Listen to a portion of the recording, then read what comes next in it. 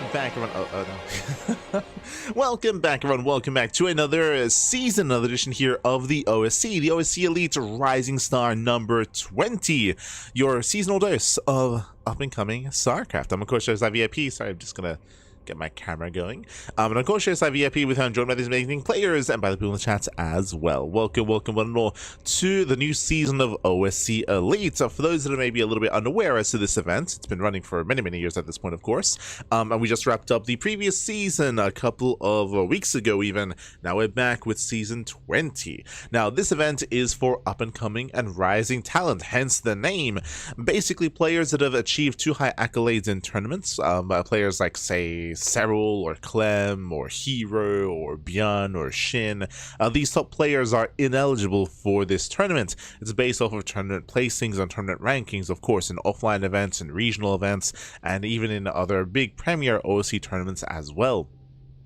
So as a result, this is for the up-and-coming talents. Up-and-coming talent here, players like Shameless, GgMachine, Hon Mono, or even players like we have here ready for you in the first series, VK and Moja. Let's go. Let us go. So again, we're going to be jumping into our first series. Exclamation mark be in the chat if you guys want to have a look at back yourselves.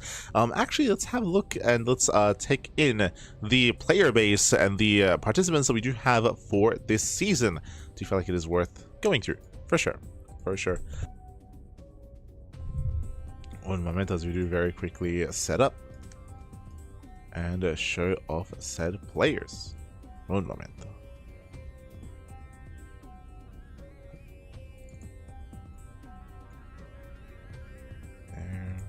We go.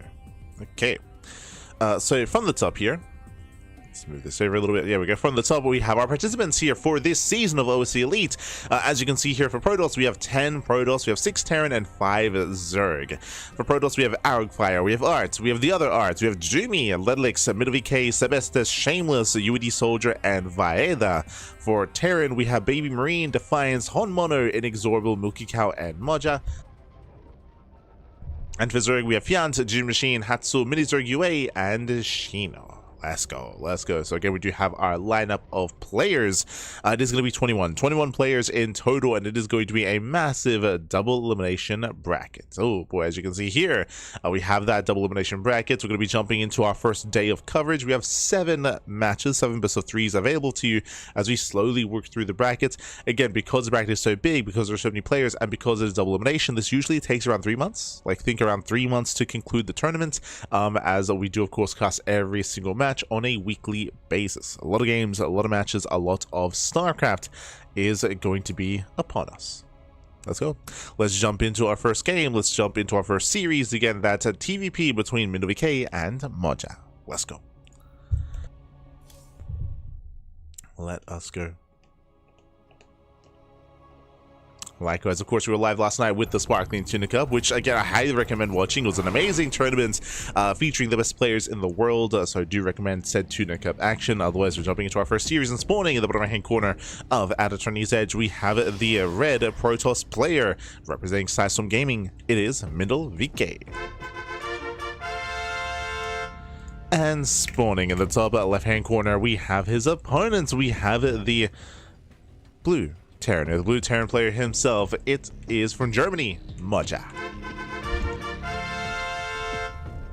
Let us go. We're getting into our fresh series, our first game of the broadcast, and Moja here moves out with the SCV. Welcome to At Attorney's Edge. But before we get into the map itself, Moja, he is a hyper-aggressive player. Expect all-ins. Expect 1 base all-ins, 2 base all-ins, cheese, proxy. Moja, he is an animal. He is almost like the European Hon Mono. I don't think he's quite as extreme and quite as chaotic and as much of an animal as Hon Mono, but definitely animalistic. You know, there's definitely some traces of Hon Mono in Moja as we do open up with said proxy across the map, and we'll see what we can get done. Now, based on this location and based on the fact that we do have 1 gas, there is 1 gas back at home, but I believe there isn't enough room for an add-on here. I don't think there is enough, so we're expecting this to be Proxy Reaper, like just Proxy Reaper here out of Moja to harass or apply some pressure. Technically, we could double down and go like 1-1-1, like Rax into Factory or something of that nature, but I think it's going to be light pressure, light aggression here from Moja. We'll see. We'll keep an eye on our Terran as VK comes in with the Probe Scouts, and he will confirm that the Rax is missing, or at least he should go up the ramp. And there we go, does move off the ramp. Your scout, he will confirm that the Rex is nowhere to be found. And it is said no add-on Reaper, as we had assumed. So Proxy Reaper here by Moja. With this, we'll be diving into the main base. Likewise, we have a standard opener here by MiddleVK. He's aware that something's wrong, something is missed. Now, it is not uncommon to hide the Rex further in the main base, or behind the natural, or even at the third location. It's not uncommon, so you can see MiddleVK scouting said locations. He didn't fully check the main, he didn't even check behind the mineral line either, so technically the Rex could be back at home. But we can see, and for the most part, MiddleVK is kind of assuming that it is a little bit more committed than that. Bunker is on the way, Reapers are coming. The bunker will actually finish up, and this will be able to contain and keep the Protosphere a little bit at bay. Based on this location, I don't think we can really delay the expand though, so we'll see what Moja can accomplish. As Moja, he's reinforcing with Marines. Okay, so singular Reaper into the bases. At the same time, MiddleVK going for his own proxy. Oh, let's go! Throws down his own pylon across the map. Speaking of across the map though, Moja does have his factory back at home, so again, very uncommitted. When I say that, he is producing some units here he's looking to contain. Back across the map, we have MiddleVK going for the Proxy Stargate into Proxy Oracle, and we're about to get rowdy here. The Oracle has a lot of potential for damage, but Moja, he should be making a Tech Lab, and this should be a Cyclone follow-up. It should be Cyclone, but we'll see. As Middle, he's building up to break out. He has yet to even confirm that there is a bunker in position. Yet to confirm.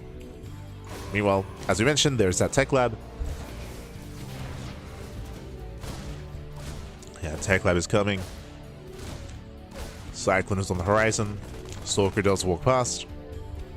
And we're just rallying. Yeah, we're just rallying across. Oh my god. We just ignore the initial opener here, and we're going for the Void Ray. Okay, there is a world where if Moja is late to react and late to respond, if the Void Ray can close that distance and get on top of the Cyclone, and if the Cyclone can fall, then MiddleVK can just win. He can just win the game. But again, we'll see if he can close that distance. For now, picking up the Marine. Keeping the pylon up. Cyclone is coming. And here comes the Void. Yeah, Void is on the way. Cyclone, we are being attentive here. Does focus on the Adept. Chasing the Stalker. Doesn't quite chase the Stalker. Void is moving in. Moja knows. Moja, he knows, he's aware. Oh! There's Prismatic Alignment. Oh, and the lock-on continues. Yeah, we stick on with the lock-on, and with that, the Void Ray barely does break said lock-on, barely does pull away. Void Ray survives, and the Cyclone's being repaired. It's being repaired. Again, the one chance here was for MiddleVK to catch out that Cyclone. Cyclone survives. The Viking is on the way. Micro Accelerator, second Cyclone, and Moja is holding. At the same time, across the map, we will attempt to expand. Again, there's not enough DPS here to really focus on the base, so the base should be fine. And the game will continue. From here, the game is continuing. I will say that so far, this Proxy Stargate hasn't really been worth it yet. Now we have the Oracle on the way, so this can pay for itself, and this can get some damage done. In the main expansion, there's nothing to defend, not yet, but Moja, he does have some anti-air, and he is looking for said Proxy Stargate.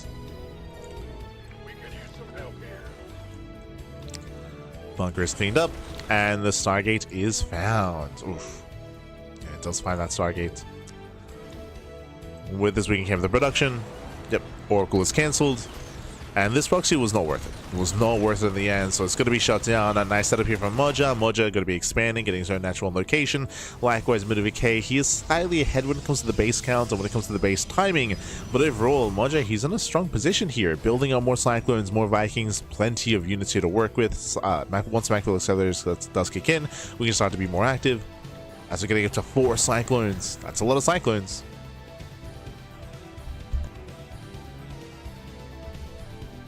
Again, the burst damage of the Cyclone is insane.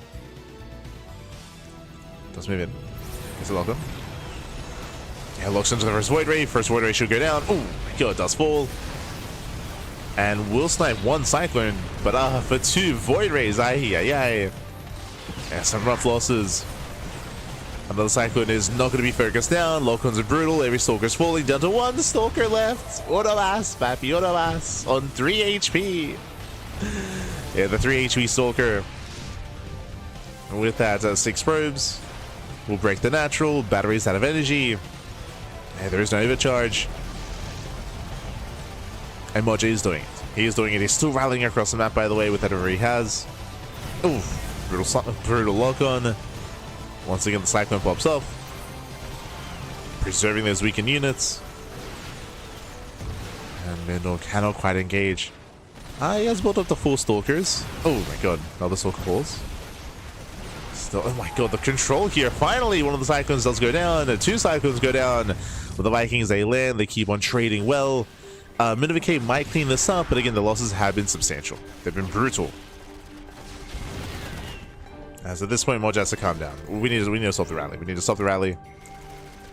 As Blink is now complete. Oh, despite that, we'll catch another Stalker, but there we go. 3 Stalkers in total. Blink is done. And Mojo, we're going to be careful. So far, he's banking up his army here in the center. Behind this, going for the eBay, setting it for +1. And likewise, is getting his own 3-1-1 setup up and running. Still no tech lab, still no add-on, still no stim. No, Mindle, can he swing this back? Oh, not quite. Yeah, not quite.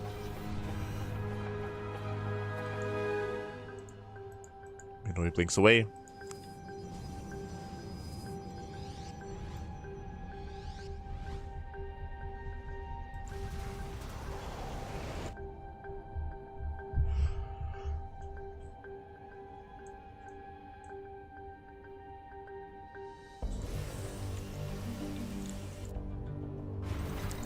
Here, Mindle, he's trying to gain map control. Now, Blink Stalkers have a lot of potential. Right now, the soup is kind of lying to you here. Minivk does have a much more efficient army. He has potential to pick away at these forces. Remember, there's no stim, there's no combat shields.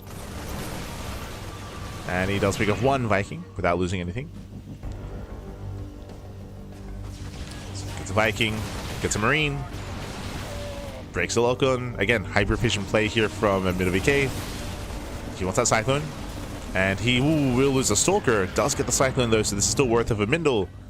And you can see he's just bullying this army. He's just bullying. So just picking away, gets a Marine. Oh. He gets a Marine, gets a turret as well. Another Marine goes down. Do we blink in? Ooh, tank revealed. Yeah, tank is revealed, and Minivk has to respect it. Has to respect that tank. Now with the tank arriving, now Mojo can hold on. But again, Mindle's been trading well for himself, and is he tempted to dive on the tank? The army's too low. He's going for it. Yeah, he's going for the dive. Base a shot. Blinks in. Tank has 2 shot. Yeah, second volley goes off. We do focus on the Cyclone, but that's some heavy losses. Yeah, that was not worth it. That was not worth it here, Mindle. He kills the tank, he kills the Cyclone, but he will lose so many Stalkers. Oof. Yeah, that was 7 Stalkers. 7 Stalkers going down. A worse trade here for Mindle. Now we're building up more Marauders. Another tank has arrived. Stalkers will get punished. And Mindle forced to expand. He's taking his 3rd base. Unfortunately, though, again, he's losing map control. He lost so many Stalkers. That means that he has that much less to slow down the push. Has to keep warping in. Stalkers get spotted. Mojo keeps pushing. He just keeps going.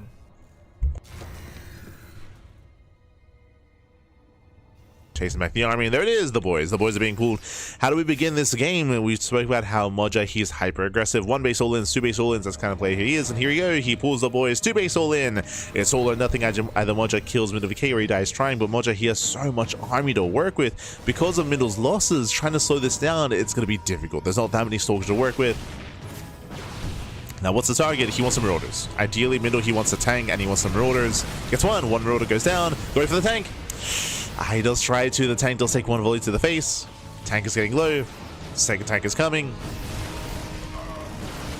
Yeah, the second tank has arrived. First one does siege. And Mindle is trying to come in from behind. Ooh, massive tank shot. Yeah, massive tank volley goes off. Base is under fire. Boys are getting to the mineral line. Army stimming in, and the probes are going down. Massive losses here for Mindle. Losing the Nexus, losing the mineral line. 15 probe kills. Well, 15 workers do go down. Mindle, sure, he has a 3rd, but it doesn't matter. Does not matter. Not anymore. Mojo, he has done. He snowballs out of control. Stims in, breaks the expansion. We can see Minivk going for the base trade, but it's too late. It's far too late here to go across the map. He turns back around, coming in from behind. But even if he kills both tanks, at this point, it's too late. It's too late. Does not matter. He blinks in, takes out both tanks. Army stims forward into the main. And the Bio Army cannot be dealt with. No Stalkers. As you can see, Stalkers are struggling. They're going down. Snipe the tanks was nice, but not good enough. It's too little too late. And with that down to 2, down to 1, GG gets called, and Moja takes game number 1. GG. GG, well played. Moja takes lead in this the series here, and again, it was an intense back and forth. Mindle had his own moments, of course. Moja had the stronger start, gaining so much value out of the first Cyclone and Viking push, if you recall. Likewise, the proxy Stargate wasn't really worth it. It was not worth it, did not pay for itself, so that also did put Mindle in a worse position, and in the end, Moja was able to snowball out of control, pull off the 2-base all in. GG. GG, well played. With that, we're going to be loading to game number 2. Going to be loading into Rainfall. Let's go. Loading into Rainfall. And we'll see if we can force the ace match, if we can bring it back, or if our Terran will close it out. As spawning in the bottom hand corner of Rainfall, we have the Red Protoss player, the Red Protoss himself, representing. I said earlier Psystorm Gaming, but I believe he actually is no longer on Psystorm. I'll have to double check that, but it is Mindle VK. And spawning in the top left-hand corner, we have his opponent. We have the German Terran player, the blue Terran. It is Moja. Let's go. Let us go. As game 1, Moja did kick things over with a proxy, with the proxy Reaper into 1-1-1 shenanigans. This time the Rax is not across the map. This time we're calming things down. It's all going to be calming down.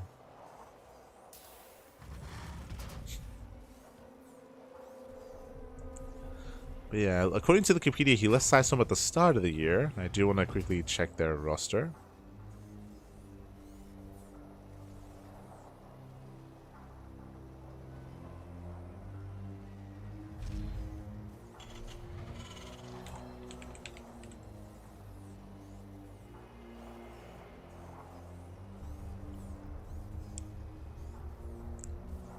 Yeah, Mindle, he left at the start. And did anyone else leave?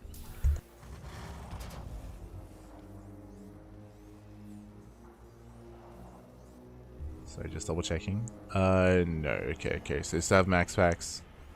Still have epic. Okay, cool.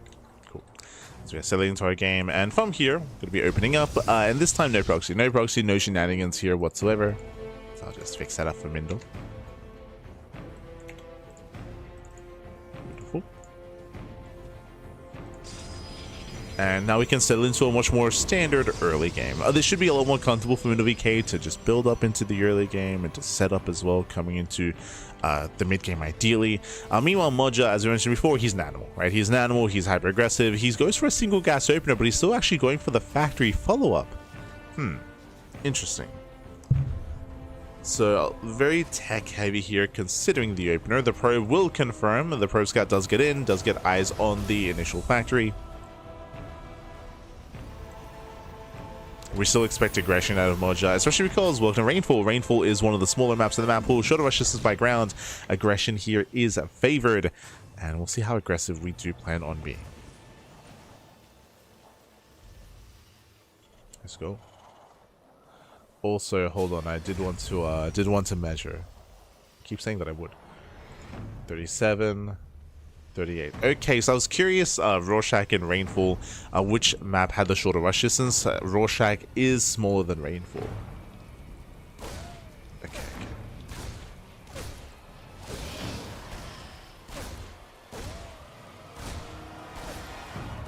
And we do see Old Sun Temple. We'll have to compare.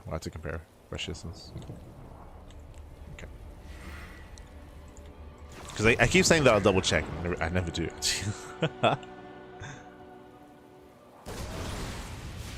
So Army does back in.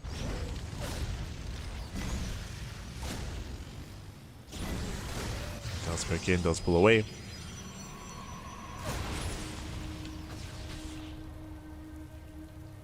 And from here we have a take a choice. It's going to be a Twilight Council opener. So Twilight Council at at the same time, Moja across the map going for his own 1-1-1 setup. Going for his 1-1-1.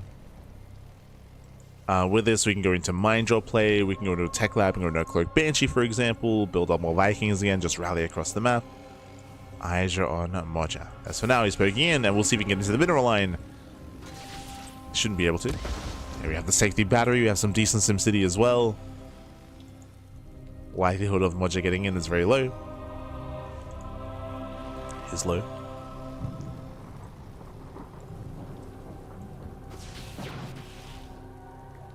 And he's setting it for the drop. Now, of course, bearing in mind, Protoss players now have less time to react to said mine drop play. So this can do well. This can do well, this can trade well.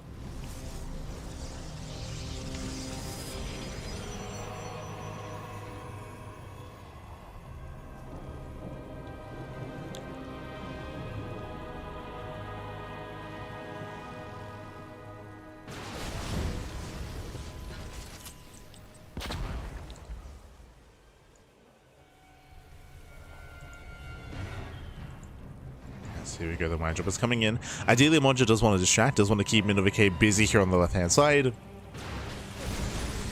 Ooh, he's getting caught out. So nice catch here by Mindle. Does get one of the Reapers. Mine drop into the main. Minovike does notice and does react. Oh. Oh my god, the Jukes. The Jukes, Pappy. Yeah, the Heroes are coming back. Wouldn't mind they burrow, but alas, the workers do get away. Yeah, they do manage to get away. Ooh, a little bit greedy here from Moja. Moves in, no kills, pulls out. Yeah, he does pull out in the end. And with that middle, he defends well. He does not catch the medevac, but so far no losses. We do get some scouting information, and how many gateways do we have? So Twilight Council in the main base, Blink is now done. We have 3 gates in the main, 1 gate at the natural. It's 4 gate Blink. So typically an aggressive setup here, but do you notice something? We're now going for a delayed third, and Mindle did not turn these gateways into warp gate. He cannot reinforce across the map. He's rushing into the bay, into charge as well. A very peculiar setup here by Mindle VK. It feels maybe overly safe, especially because we're skipping production here as well. So we're not rallying across the map or anything like that.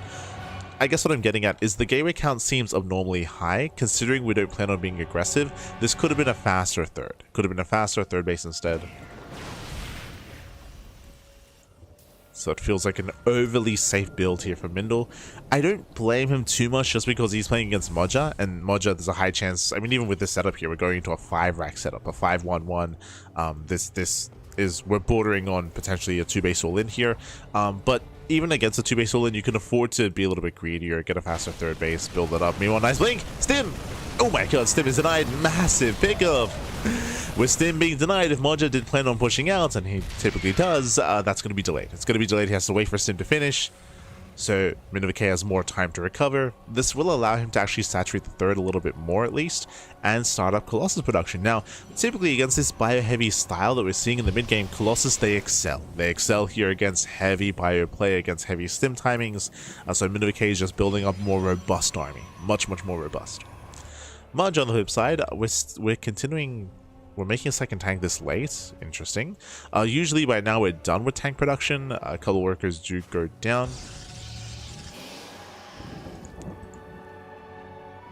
Well, some harassing damage.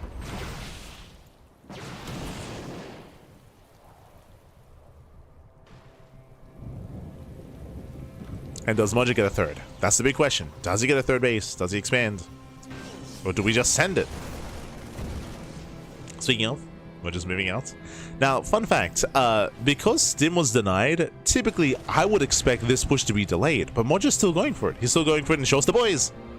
Yeah, let's go. The boys are being pulled. The boys are being pulled 2-base all in. So Moja, he's still going to hit the same timing, but stimless. It's going to be stimless instead. So it's going to be a weaker all in, but it is hitting at the same time. And Minovike has to get ready. He has 1 Colossus so far. Third Colossus on the way. He's got 2 Colossus. Oh my god. With 2 Colossi, he needs to engage though. He needs to engage ahead of time before the army gets outside the natural. He does make in. Boys are pushing. Colossi, they break through the SCVs. Yeah, every SCV is going down. We're getting on top of the bio as well. Tanks to siege. But again, a better engage from Mindle. He cleans up 13 SCVs, 15 SCVs even. And this all-in is not really hitting. Like Moja, he cannot engage with the army. What did he really gain for all those workers? A better tank position. Jesus. Yeah, massive tank shots going off. Mindle, we're pushing into 3 siege tanks. He doesn't need to do this.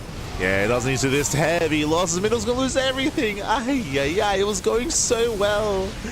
The defense was going well, to be honest, was going beautifully, but Mindle, he pushed into 3 siege tanks, and Mindle, he will lose everything. Misjudged the position, misjudged the strength of Moja's army. Push into 3 pre-siege tanks. GG gets called, and Moja, he will take the series 2-0. GG. Whew. GG, well played. Moja, he will claim the series. He will advance on. Again, Mindle, he was looking solid. He was on 3 bases. He killed 15 SCVs ahead of time. He was parked out in front of the army as well. Moja could not gain any ground, and Mindle came to Moja. He pushed into the pre-sieged army. That was the best fight that Moja could have hoped for, and Mindle, despite having a lead there, threw that lead away. Did lose the entire army. Again, just misjudged, either misjudged the strength of his army, or he misjudged that the 2 other tanks were still sieged up. But if that was the case, he would have, as soon as he realized that those tanks were sieged, he would have pulled away. But maybe some overconfidence there by Mindle. And with that, Moja, he will claim the series, will advance on. Now, if you're a fan of Mindle VK, do not fret, do not worry, as of course, this is a double elimination tournament, so he is knocked down to the lower bracket. He'll have another chance to redeem himself. Meanwhile, the TVPs do continue. Okay, so up next, we're going to be following Moja. So Moja, he does... Moja, he does take down Mindle VK, and now Moja, he has another Protoss opponent ready for him. It is going to be Moja versus Shameless. Ooh, the previous champion, of course. Shameless, he is the favorite player to win this event. He is the reigning Rising Star champion. You don't get better than Shameless in a tournament like this. Oh boy. Let's go, let's jump on in. Game 1 is going to be on At Attorney's Edge.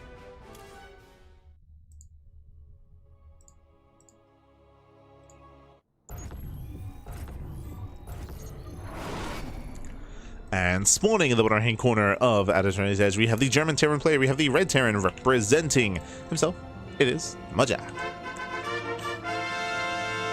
And spawning in the top left hand corner, we have the blue Protoss player, we have the blue Protoss himself representing Stony Balls. It is Shameless. And if you're in the chat, you know what time it is. It is Gamba time. Predictions are open. Place your bets on who you think will claim the series. Best of luck in the chat. I do apologize for not having the predictions open for game number 1 or for series 1. I did slip my mind, but now you can predict. Now you can gamba. Now coming into this, Shameless is coming in as the reigning champion. He's the favorite player for sure, but because of Moja's aggressive nature, he can punch up. He can punch up. He can pop off. He can cause upsets. Shameless is within the range of play that Moja can bring down, the level of play which he can bring down, and does open up once again with a proxy. Let's go. Now we saw this in game 1. This looks like proxy reaper into our bunker setup outside of the natural. Gas is being taken, and we'll see if Shameless can figure out what's going on and how he does react to the scout.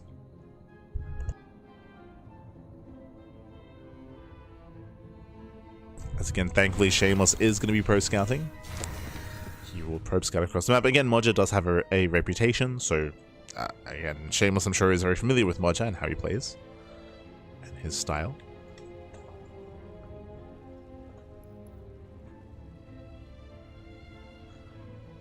Shameless does poke in.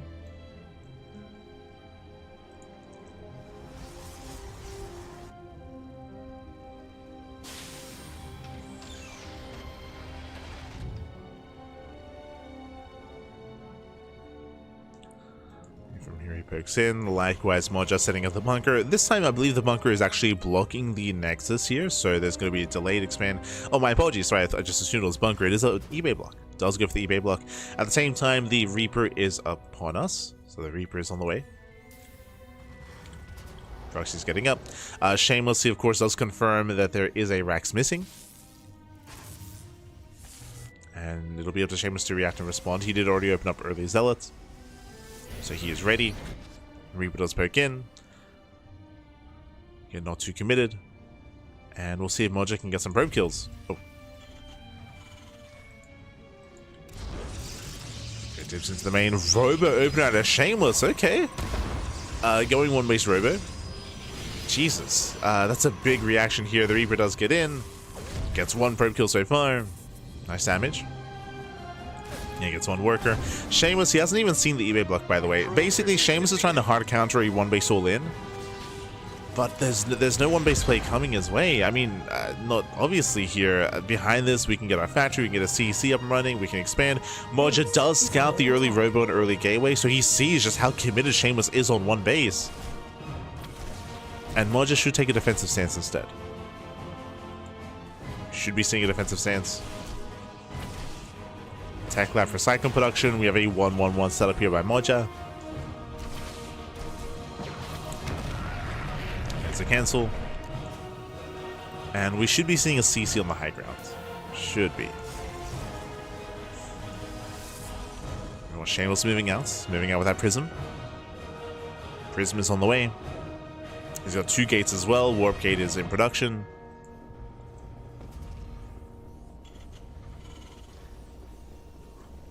And Moja does respond here with a bunker. So again, Moja, he's terrified about the counter one base play.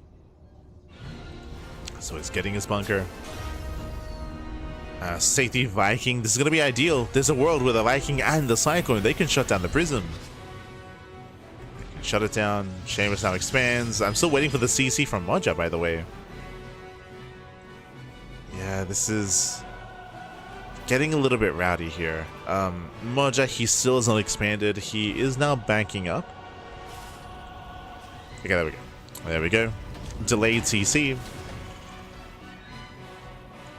Is delayed, but it's coming. Meanwhile, we do have a bit of a kitchen sink drop into the main base. We do have a Zealot, 2 Stalkers, and a Sentry. Ooh. The lock-on. Lock-on, and the Prism is going to go down. Massive pickup. Full Prism falls. Heavy losses for Shameless. The initial river opener was not worth it. And again, Moja would be in an ideal position if he already had the CC being built a little bit earlier. But again, he delayed it for the starport, delayed it for the bunker, delayed it for the early tank. But it's coming. So far, Moja looking solid. Looking good. Shameless goes in. Shameless, he scouts. He sees the CC. He now knows that Moja is expanding.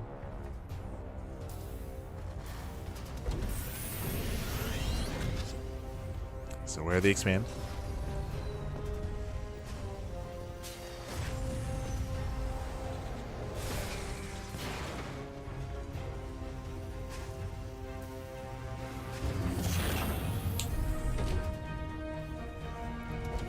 From here, Moja's getting into his own 3-1-1 setup. A very early stim. I should emphasize that as well. We have the add-on swap from the tank and into a very fast stim. So it looks like Moja is going for a 2-base all-in.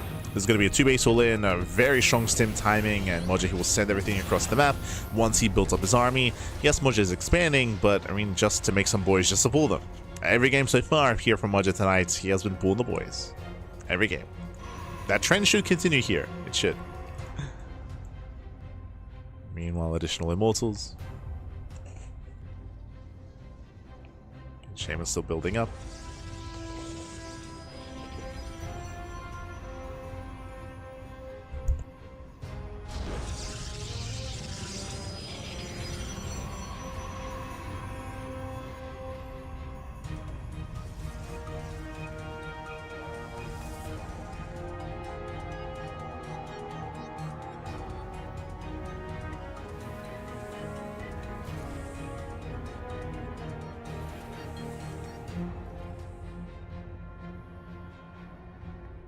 I think after maybe 1 or 2 more series, I'm gonna go make some tea.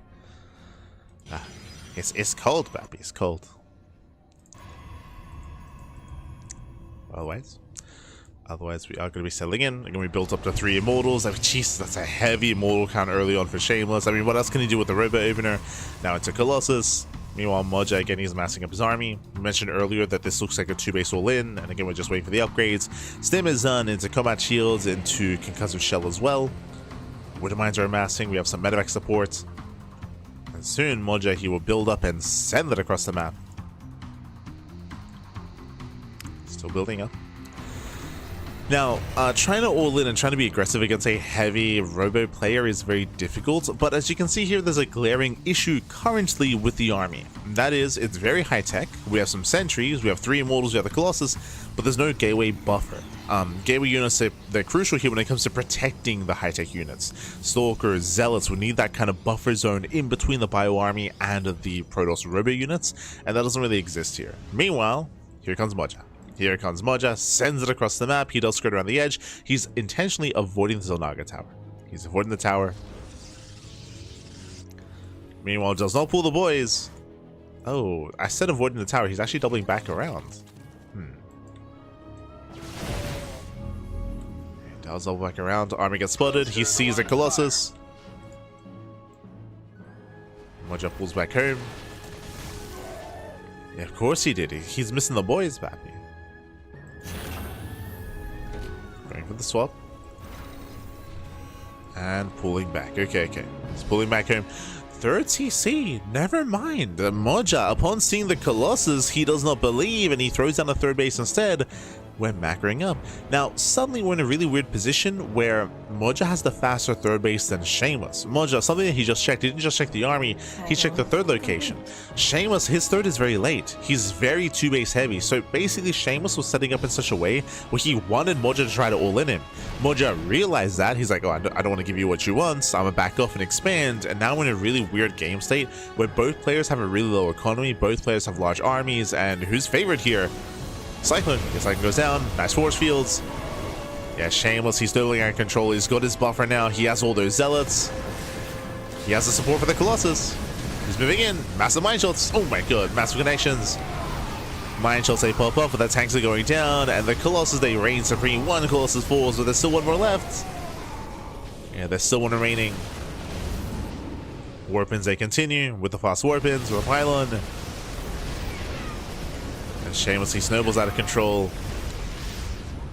Breaks through the bunker. There's one tank behind this. And honestly, Shameless can keep pushing. But for now, he's playing it safe. Just playing it safe. Oh, respecting the Vikings.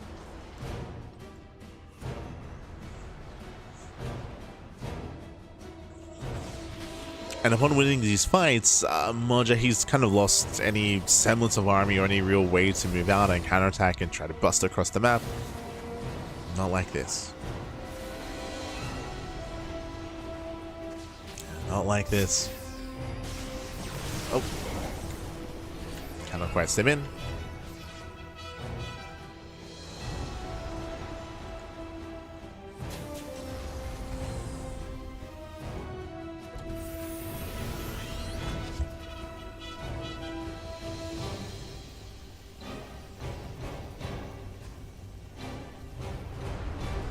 Cannot quite sim. Moja now looking to break out.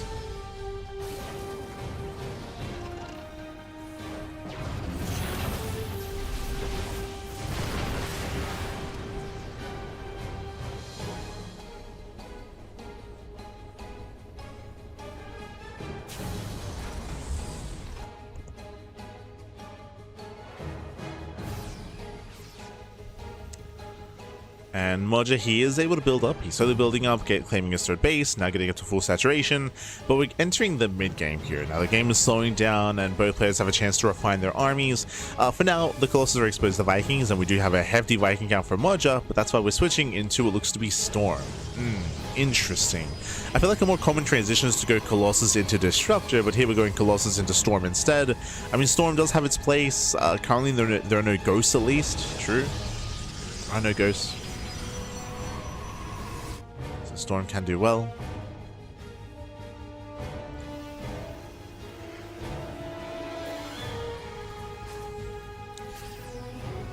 So we are going to be embracing that mid-game.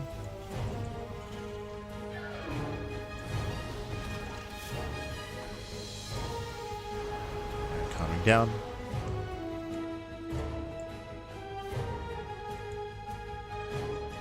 Moja poking out across the map.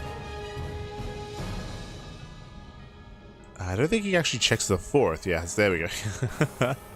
He's gonna go check the fourth. Should be some misrallying. Are we F2ing? Either that or this Marine is in the wrong control group. been trying to scout. But here we go. Moja pushing through the center. He's got 10 Vikings and no Storm. If you recall, I saw the Temple Archives. I assumed it was going to be for Storm, but no, it's just for Archon support. Which means these Vikings, they can reign supreme. And we do see Shameless trying to come in from behind, but Moja's maxed out. Yeah, maxed out, massive army. Shameless going for the backstab instead. Oh no, turning back around. Turns around, coming from behind. Tank boys going up. The tanks are exposed, losing one. Yeah, a couple of tanks are going down. Vikings, they do clean up every Colossus though. No Colossus left. Pushing further in, and GG gets called. The Protoss army crumbles, and Moja snowballs out of control. He takes game number 1. GG. Whew. GG, well played. Again, a very awkward game here, I will say. But maybe awkward, maybe uncomfortable is a better word of putting here, where both players are very adverse to expanding. Late third base for Shameless, later third base for Moja as well. Shameless was trying to be very, very safe and trying to build up. Again, he didn't quite refine his army. His army was still lacking when it comes to additional splash damage. The 10 Vikings more than paid off. They shut down the Colossus immediately, and we had that maxed out bio army just steaming on through. GG. GG, well played. With that, Moja does take a lead in the series. Now we're going to be loading the game number 2. Going to be loading into the Old Sun Temple. One of the 4 player spawn maps. Let's go. Let us go.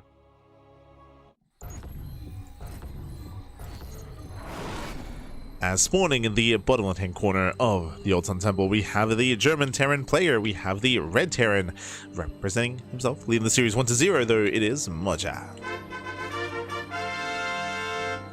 And spawning in the bottom right hand corner, we have his opponents. We have the blue Protoss player with the Protoss player himself. We have representing Stouty Bulls, it is Shameless.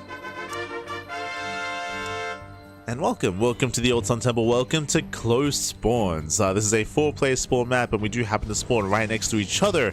The rush distance by ground here is incredibly short, and this does typically favor aggressive players. And Moja, he's the definition of aggressive, so this is where Moja is going to be at his best. We'll see how long it takes to scout each other though, and what kind of builds we do decide to go for here as we load into the Old Sun Temple. Let's go. Let's go.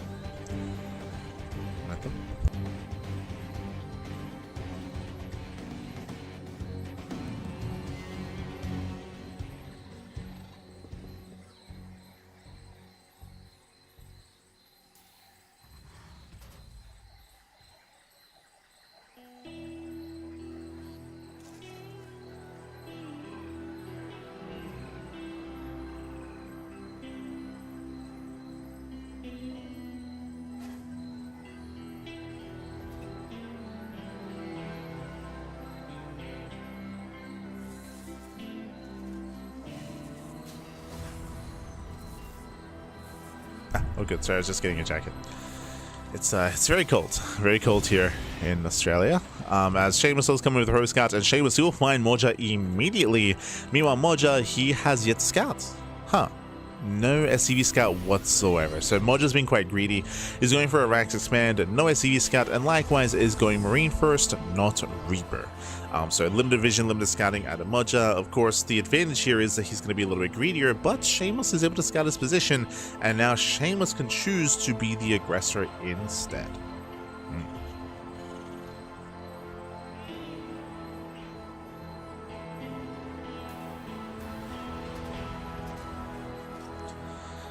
We shall see.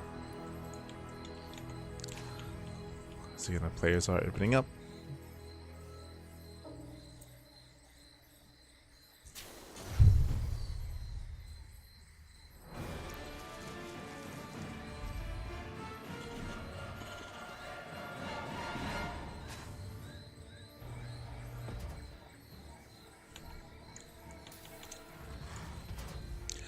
Players are settling in. From here, Moja is blindly getting his own bunker, still has yet to scout. Meanwhile, we do see Shameless getting into his own tech of choice. We'll see if he does go for it. There it is, Twilight Council. Last game, we saw a really peculiar build with Shameless going for a robo-based opener and robo-heavy play, which was, again, very abnormal. Here is going for the Twilight Council instead. With this, we can go into Blink, into a more standard mid-game. We'll keep an eye on the gateway count. If he goes 2-gate Blink, a greedy build, 3-gate Blink, safe build, 4-gate Blink, aggressive build. So keep an eye on the gateway count to see how active Shameless wants to be. Based on spawn locations, he can get into 4 Gateway Stalker. Could see it do well.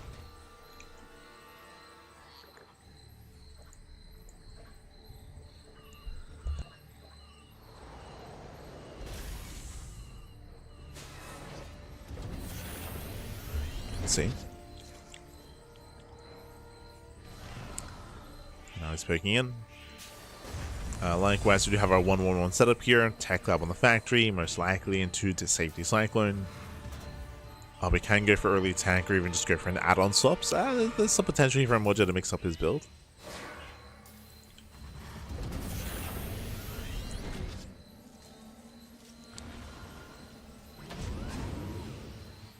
Mix it up.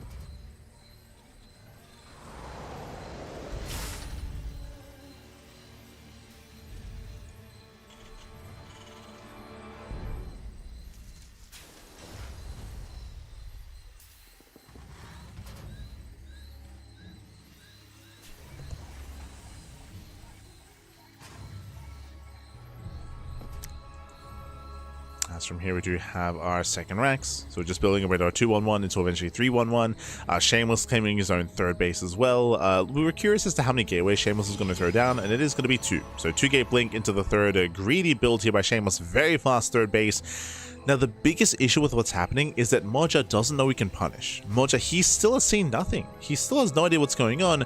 As a result, he doesn't know how greedy Shameless is being and how vulnerable Shameless is. Now, Moja might just blindly go for a 2-base roll in anyway, but yeah, working with a lot of incomplete information, and so far Shameless is getting away with quite a bit. This feels risky, especially based on spawn locations. Very, very risky. Shameless is taking them risks. Blink is now done, being active with the Stalkers, keeping eyes on any kind of move out. Any committed play.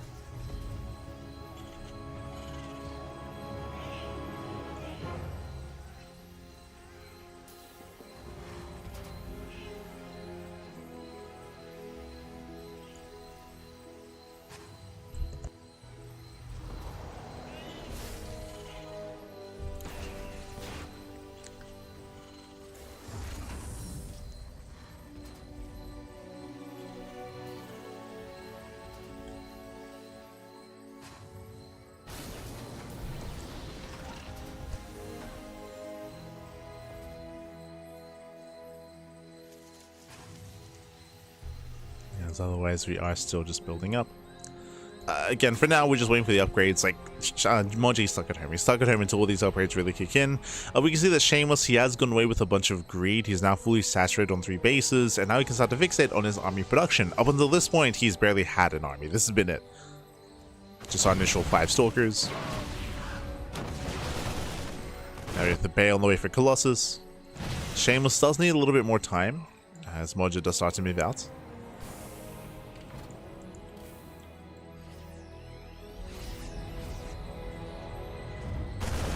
Ooh, catching a Thieves over. Shameless getting a 4th base by he's crazy. In the face of the push, gets a 4th expansion. Moja is pushing out across the map. He's moving out. Research complete. And he may deny the 4th base. Stalkers are coming from behind. Yeah, Moja, he doesn't know where the main army is. He scans, sees the base on the way. He can force a cancel.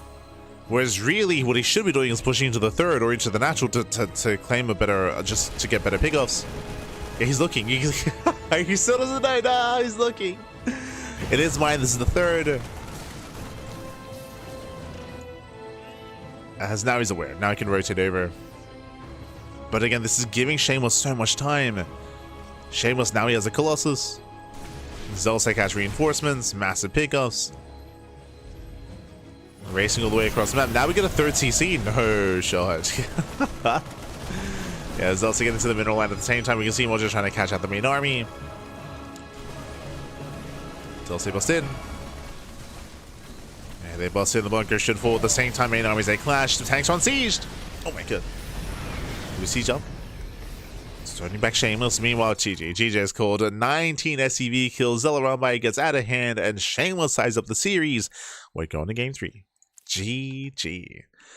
Whew. GG well played. And honestly, there's a world where if we had seen Moja scout ahead of time, and if he was aware of the spawn location, that push, instead of going diagonally across the map to deny the fourth base, we could have seen that push into the natural and maybe even just kill Shameless then and there. It was a massive army. It was very threatening, and remember, he was pushing pre-first Colossus, so there was a chance, but he just didn't know where his opponent had spawned in, didn't know where he was pushing, and he just gambled a little bit.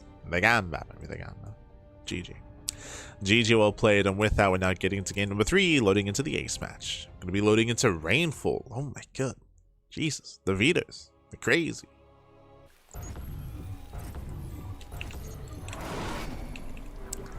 And spawning in the top right-hand corner of Rainfall, we have the German Terran player. We have the red Terran being forced into the ace match. Gonna bring it back. It is Moja. And spawning in the bottom right-hand corner, we have the blue Protoss player, the blue Protoss himself, representing Standy Bulls. It is Shameless. Here we go.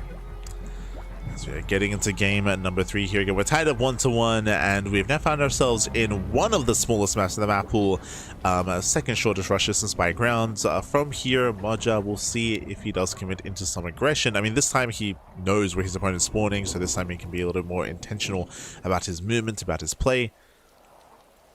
There is no RNG factor here, not the same way at least, when it comes to spawn locations.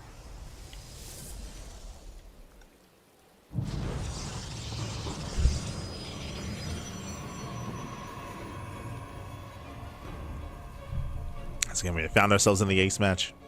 Let's go. We're just setting up.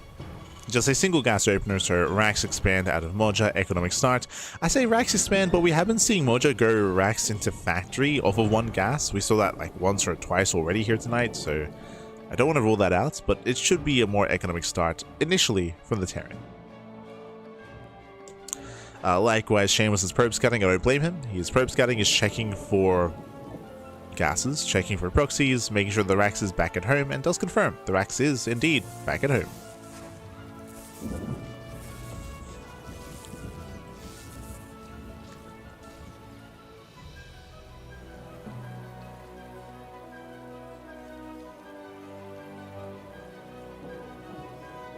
The Rax is back home. That Shaman does pull back, does pull out.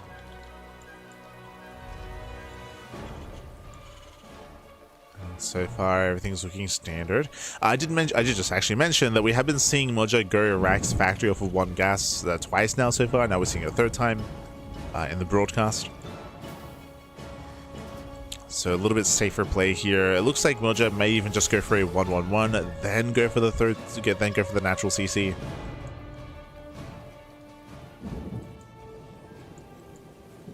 Just a safer start. Okay, there we go. It's going for the expand after the factory. So again, just a delayed expansion, but just to be safe. This should lead into initially Reaper Hellion, then can lead into Cyclone afterwards. But now the Reaper Hellion is massing. And the purpose of Reaper Hellion and this big of a commitment is to gain map control and ideally harass the mineral lines as well, like get across the map. But now we do see Shameless reinforcing, moving out with the Zealot and with the Stalker. Stalker's moving in.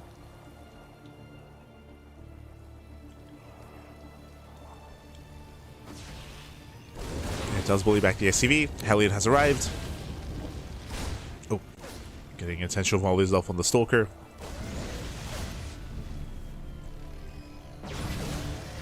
And with that, Moja holds. And Moja, he does hold on. We'll take a lot of hits on the Reaver, but does micro back. Nice control. Takes down the Zealot. Zealot goes down, hunting down the Stalker. Second Stalker does reinforce, and with that, Shameless still maintains his position. But there's more Reaper Hellion building up. Oh. And once again, Moja should hold on. He's going to lose a Reaper, though. We're getting a little bit rowdy here. 1, 2 Reapers go down for a Stalker. Another Stalker has arrived, is getting out of hand, Shameless still rallying, and behind this, Moja's army is very low on HP. Yeah, he's lost a little bit too much. The CC does complete, thankfully, though, and Moja abandons or evacuates the natural. Evacuates, pulls away. Boys are here to repair. Stalkers are getting a lot done. Doesn't notice. Jesus. Okay. Oh, does pull away, has to respect the Widow Mine. Can remember mine shields say do activate much faster. Shameless pulls away. Back at home, Shameless throwing down extra gateways, so he's going 2 gate blink. 2 gate blink, bam, into a third. So a very greedy follow-up here by Shameless, cutting a bunch of corners. He's being greedy. Oof. Yeah, mine does bar. You throw one of the Stalkers. Second mine has arrived. Barely does burrow in time. And Moja holds. Moja now holds. Now can saturate his natural. We're building up on 2 bases. And we'll see if Moja can punish Shameless's greed. Again, Shameless has been cutting a lot of corners. But Moja has been slowed down. So this may be enough to allow for Shameless to build up the Colossus. Robo's on the way. Blink is on the way. This typically leads into a bay into Colossus production. And Moja's still a ways away from moving out. He's still getting his 2nd and 3rd racks. From here he can then go into add-on swaps and work towards stim, but is a ways away.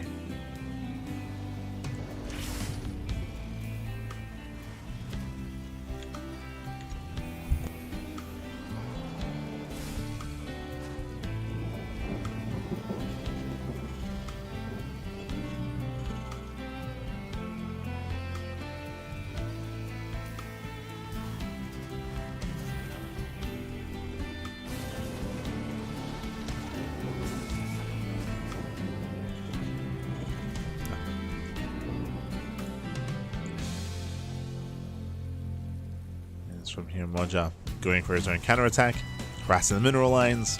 There is a spot of pylon, so Shameless will see this ahead of time. He'll see this. And Moja should respond. There we go. Should. So it looks like Shameless didn't notice. Yeah, like reaction, losing 1 worker, Stalker's out of position. Some damage is being dealt, Shameless being kept busy. And meanwhile, Moja is still building up and still waiting for stim. Stim, combat shields, +1, all the upgrades are on the way. Once they finish, then Moja can push out. Now, whether or not Moja pushes with the boys as well is hard to say. It's gonna depend on how much Shameless has to work with as well. He's going for a massive gateway explosion. 6 gates on the way, 3 already done. 4 already done. So 10, Jesus, 10 gates in total. It's a lot of gateways. We're getting up to 10 gates. And what's really cool here is that Shameless, he's not morphing them into warp gates. That he's using them just like Rax's, I should say, just standard production, with warp gate being researched, so faster production. And I believe this means that Shameless, he will have a standing army ready for this. Here comes Moja. It's going to be close. Moja, he moves out, and Moja expands behind this, within range of the with the observer. Oof, yeah, he's within range. Shameless, he sees that this is not all in, so Shameless knows he can take it easy.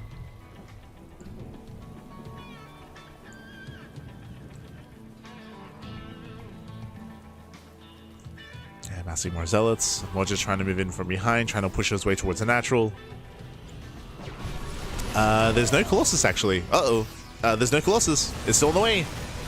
And Colossus still coming. Moja stepping in. Oof. The Colossus has arrived. And Master Swipe's going off. Tanks are exposed as well. Raven goes down. Gets one of the tanks. Can he get 2?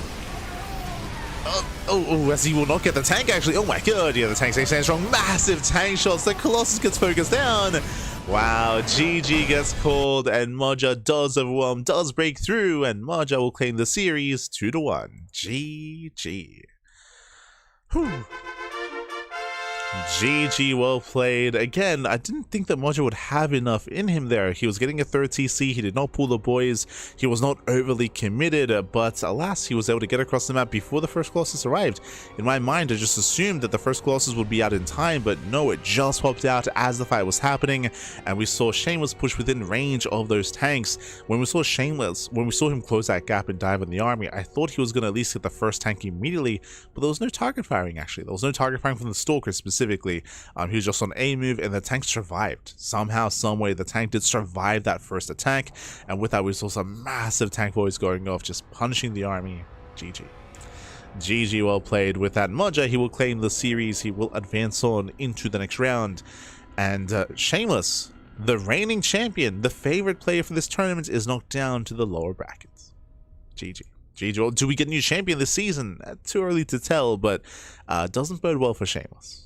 Does not bode well as we are getting into game number 3 into our next series here of the broadcast. It's going to be a PvP between Sebestus and Arog Fire. Let's go. We have our Protoss versus Protoss. Again, for those who are curious, we have 7 best ofs. We have 7 best of tonight. Bunch of matches, bunch of series. Let's go. And spawning in the top left-hand corner of Attorney's Edge, we have the yellow Protoss player. We have the yellow Protoss representing Team Roddy from the land of Czechia. It is Sebestus. And spawning in the bottom right-hand corner, we have the French Protoss player, the red Protoss. It is Arog Fire. And if you're in the chat, you know what time it is. It is Gamba time. Predictions are open. Place your bets on who you think will claim the series. Best of luck in the chat. Coming into this, it's going to be a hard one to call. On the one hand, Sebestus is a much more active player. True, he's been a lot more active for longer. Arog Fire, if you recall, he did retire. He did retire for like a year, 2 years. Like, he was gone for the majority of 2024. 2024, he was gone, and he only came back like halfway through 2025. So Arog Fire did retire for a while, recently came back, relatively recently, and has been looking good, but also has been very inconsistent with how often he's playing. Arog Fire, he's very much so, I would say, like a part-time player, where I believe like he's been focusing on his studies, focusing on other IRL commitments, and every now and then he plays in a tournament. I would say that at his peak, I think I favor Arog Fire over Sebestus, but right now Arog Fire is not necessarily at his peak. Again, he's not devoting as much time to StarCraft, so we'll see how they compare.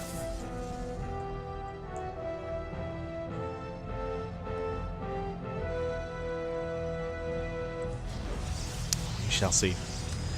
From here, it is going to be a 2-gate opener, 2-gate opener out of Sebestus, 2-gate opener out of Arog Fire. Now, when it comes to PvP, when it comes to the new meta and the new patch, PvP is much more aggressive. One-base all-ins are more common than previously. The reason for this is because you can throw down your gates back at home and proxy a singular pylon, and the warp bins are insane. The speed of the warp bins is crazy, papi, as Arog Fire does open up with a proxy pylon, what looks to be a fake proxy pylon. Throws down the pylon back at home, standard setup. Sebestus does come in with a probe scout, and Arog Fire, he does keep his probe here on the top side of the map, keeping it hidden for the time being. Second pylon for Sebestus, so Sebestus is playing standard. Meanwhile, Arog Fire, again, he's faking an all-in. He's faking a proxy. And it's going to be on Sebestus to confirm. You can see he's looking for the pylon. He's looking, yep, you can see he's checking further in the main, just in case the pylon is hidden. Trying to piece together, is this real, is this fake? Should I be concerned?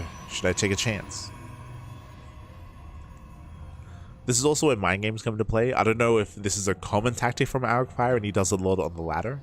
If he does, then Sebestus might think a little bit more, like there might be a little bit more weight behind the idea that's a fake out or that's not real. For now though, Sebestus, he does check. Scouting on the top side. Yep, defensive robo. He's falling for it. He believes that there's a proxy and he's being hyper safe. He's being very, very safe. You can see Sebestus checks the gold. He's got 2 probes. No, sorry. 2 stalks in the probe out on the map. Sebestus searching for the proxy, trying to figure out what's going on. And Arog Fire, as a result, will be the first to expand. Now, suddenly the ball is in Sebestus' court. He's been duped, right? Sebestus, he believed that there was going to be something more committed. He was wrong. Arcfire expands, Arcfire is now ahead, and now Sebestus, does he go for a one-base all-in to punish this? Oh, yeah, better shots. Oh, we'll lose one of his Stalkers though. Losing two for two. Does trade. Does out-trade actually. Not bad. Yeah, slightly better trade here for Sebestus. As he will catch out that final Stalker, we can see Arcfire, he scouts, he sees no expand. He sees no expansion. Prism is on the way, Warp Gate is almost done, and Sebestus, he's getting ready for his own counterattack. Let's go. Let's go. Sebestus does that trade. Arcfire back at home. We need a battery. Pylon's still on the way. We need that battery back at home.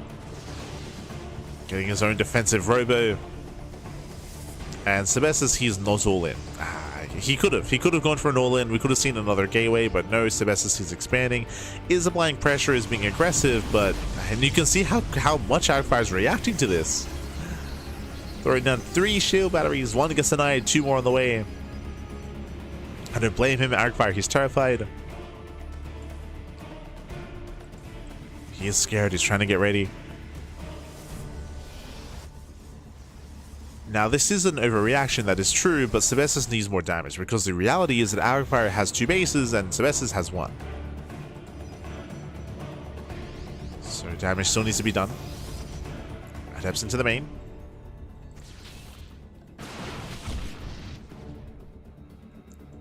The main base. It's a couple of probes. Ooh, very nice body blocking. Okay. Oh, no, they slip in. Yeah, they still slip in. 4 probes going down. 1 adept did fall. Nice damage. Sebestus is taking a worker lead. Does take a worker advantage. Okay, dropping the Stalker Sentry. Uh-oh. Prism. Yeah, Prism takes 2 volleys. Does pull away and it's going to go down. Yeah, it does go down. Bit of miscontrol there from Sebestus. He did overstay his welcome. Force field a little bit further out, but yeah, he gets caught out. Ay. Messy play here from Sebestus, losing so much. The Prism and the Stalkers and a Sentry. So messy moment here from Sebestus. Sebestus still has a better economy, that is true, but he's bleeding out a lot of units. Bleeding out a lot, and here comes the counterattack. Remember, Arcfire, he's down almost 10 workers. He's down 8. He's pushing. Back at home, there's no battery. Ooh, yeah, 0 batteries just now being thrown down. Arcfire with the counterattack, getting locked down the army.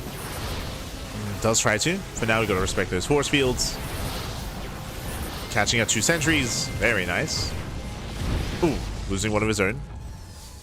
Trading sentries. Looking further in, trying to lock down one of the immortals. And he does get 1. Yes, nice 1. Now he's going for the other. Boards being pulled. Battery is barely finishing, and it looks like it will finish just in time to save the immortal. Oh my god, the battery. Yeah, it does barely save the immortal here. At the same time, a second immortal has arrived to reinforce. Glaives are on the way for Sebestus. Stalkers, they pull back. They get caught out. And Arcfire drops into the main. Ooh, deep has the warp in. Denies the warp in even. Yeah, nice harass, nice trades. Gonna get the immortal. Oh, he wants it. Not quite. Nice counter micro here from Sebestus. And you can see both players working in the same direction. 2 base all-ins. 2 base all-ins. It's going to be mass immortal glaive adept from both Sebestus and Arcfire. But the reality is that Sebestus is hitting first. Sebestus is hitting first. Faster upgrade. The Prism is keeping him busy.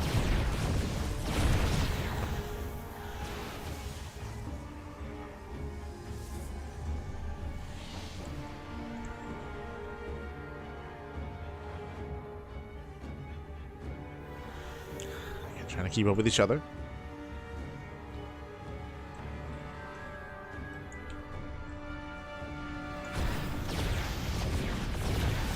Oh. Trying to. How many gateways do we have? So it is going to be 4 gates so far for Sebestus. There we go. We have a 5th and 6th gateway on the way, so it's going to be 2 base 6 gate all in. At the same time, we already have a 7 gateways, soon to be 8 gates out of Arcfire. Jesus. that's I would say too many gateways. I don't think we can actually warp in that many units at once. Like we, I don't think we have the economies to sustain that. But sure, I feel like usually if you're playing 2 bases, you peak at like 6 gates, like maybe a 7th, maybe. But, here we go.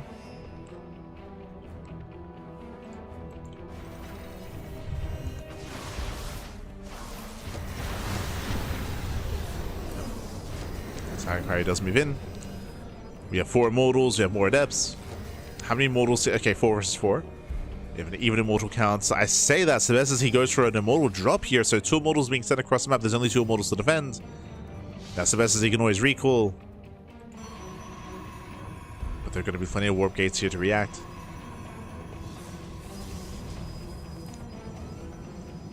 Here come the warp ins. Does poke in at the same time. We're going for the production, going for the Astrosis pylons. The pylons are being depowered. He commits. It does commit to the shade. Immortals, they drop in. Can he focus on the immortals in time? It's going to be close. He gets 1. 1 immortal goes down, but it looks like we're running out of adepts. Yeah, CranKy is running out of adepts. He's running out of buffer here, and he's being overwhelmed. Heavy losses. The Prism will pull away. He juggles, but GG gets called. The all-in fails, and Sebestos takes game number 1. GG. GG, well played. He will take a lead in the series, and we'll see. We'll see if CranKy can bring it back, as we had a very intense back and forth here in game 1. Very, very intense. It all began here with the fake outs, with the fake proxy. Sebestos, he had an overreaction. We had both players coming into their own 2-base play as well. Again, for CranKy, I will say that it felt like he overmade production, which made his army that much weaker, but at the same time, he was also pushing into a very strong defensive position with batteries with a better concave as well. He just did not have enough. Not against 2-base play. And with that, we're getting into game number 2. Spawning in the bottom-hand corner of Sanctuary 3, we have the yellow Protoss player from the land of Czechia representing Team Rodi. It is Sebestos. And spawning in the top right-hand corner, we have his opponent. We have the red Protoss, the French Protoss down in the series. Can he bounce back? It is Arog Fire.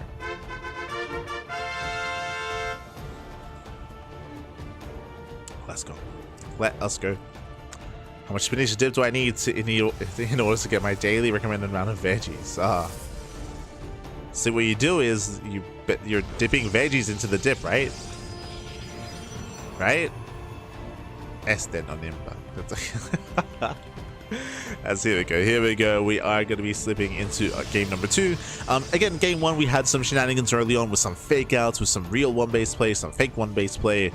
Here, eyes are on the probes. Do we go for another proxy pylon, or do we calm down and go for a faster expansion? Now, first things first, welcome to Sanctuary 3. This map has a ramp coming into the natural, so trying to go for 2-base all-ins is very difficult because the natural base is very defendable due to the terrain here. So we should be actually expanding and delving into the mid-game compared to game 1. Like, there's a higher chance that we slow things down and we macro up. Slow down.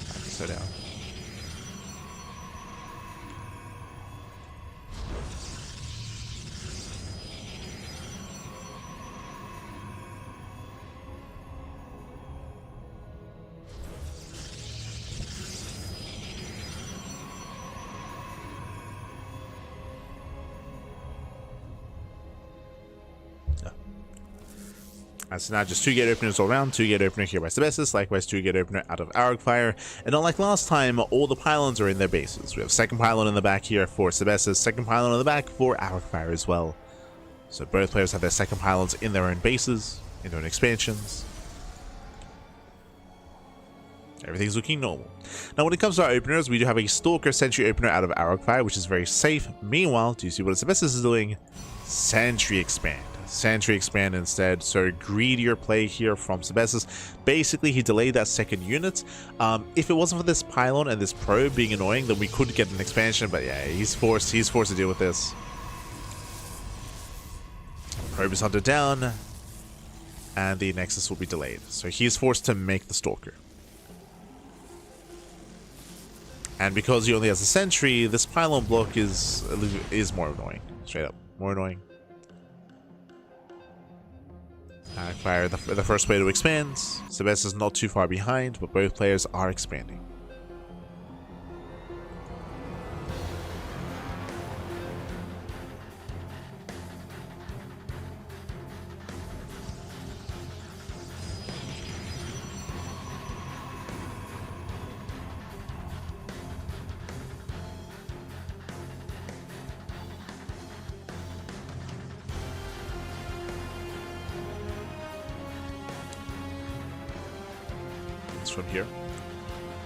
From here we are calming down.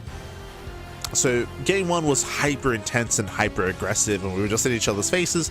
Here in game 2, again because of the map, we're just calming down, we're slowly building up, we're expanding, we're taking up into our Twilight Council, into Blink.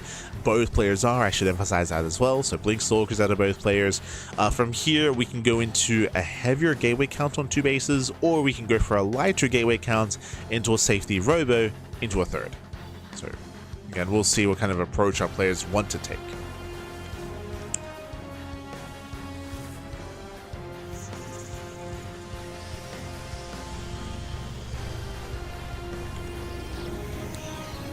Did I have predictions for this series? Was I engrossed in game 1 to the point where I just didn't? Oh no. Oh no, we did. Yeah.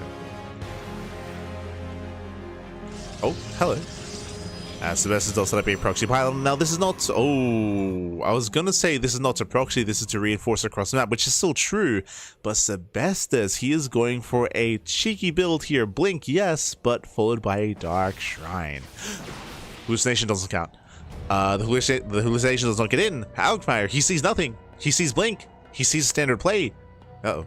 Okay, thankfully, Robo. Now, there are some Protoss players that will skip their tech, they delay their Robo, they get their 3rd base first. Thankfully, Arcfire does get a faster Robo, so he will have detection, and he does scout the proxy pylon to spot any kind of harassing units. Now, this pylon does not scream DTs. You could very often you see these pylons just for adept weapons, just for adept harass instead. But it has been found. Dark Templar warping in, and I believe Arcfire should see the DTs, should see the shimmer. Does he notice? It was only for like 2 or 3 seconds. I don't know if he noticed. I mean, even if he did, the Robo is still in production. Dark Templar waddles in. Waddling into the main. Oh! No reaction. Oh my god. It does break through. It does break through, but the Observer is already on the way, and this should not get out of hand. Should not get out of hand. At the same time, it upstate shade into the mineral line. It is going to be 2 probe kills for 2 probe kills going down for Shameless. Meanwhile, 5 probes go down for Arcfire. We get 6. We do. Yeah, 6 probes. And we're still not done. Oh god. Denied mining at the natural. 8 probes going down.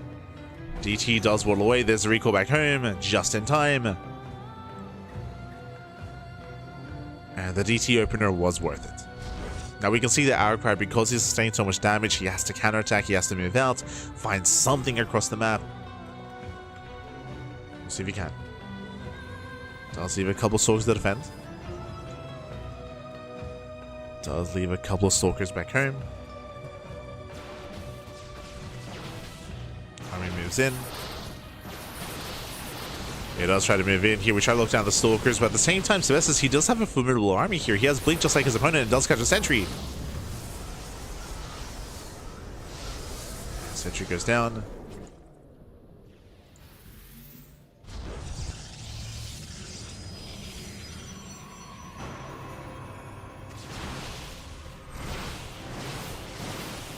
Shameless, he dives in.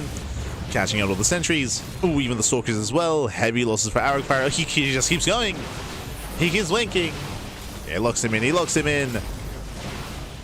And it's still a very messy fight here. Arcfire, he will reinforce. Does reinforce. More warpins coming in from behind, actually. Okay. The warpins, they come from behind. Arcfire just keep pushing. He's up full stalkers, but he's pushing at the batteries. There's 2 batteries ready. There's the NG overcharge. Boys are being pulled as well. These stalkers are getting low. Stalkers are low. Nice target firing. Diving on the warping in units. It's a nice warping. 11 probes go down. What's crazy is that, hey, 11 workers go down. Now we're even in workers. We're even on workers, even in the economy. Arcfire with better concave. Does warp in a couple of zealots. Again, Sebastian's barely holding on at the same time. DTs, they do get across the map. Probes going to be falling. Another DT waddles in. Oof. Catching up more probes. Distracting Arcfire, forcing defensive warp-ins. True. Forcing out defensive warp-ins. Jesus, you can see how low this army is. Every Stalker is deep in the red. There's one healthy Stalker in there. Just the one.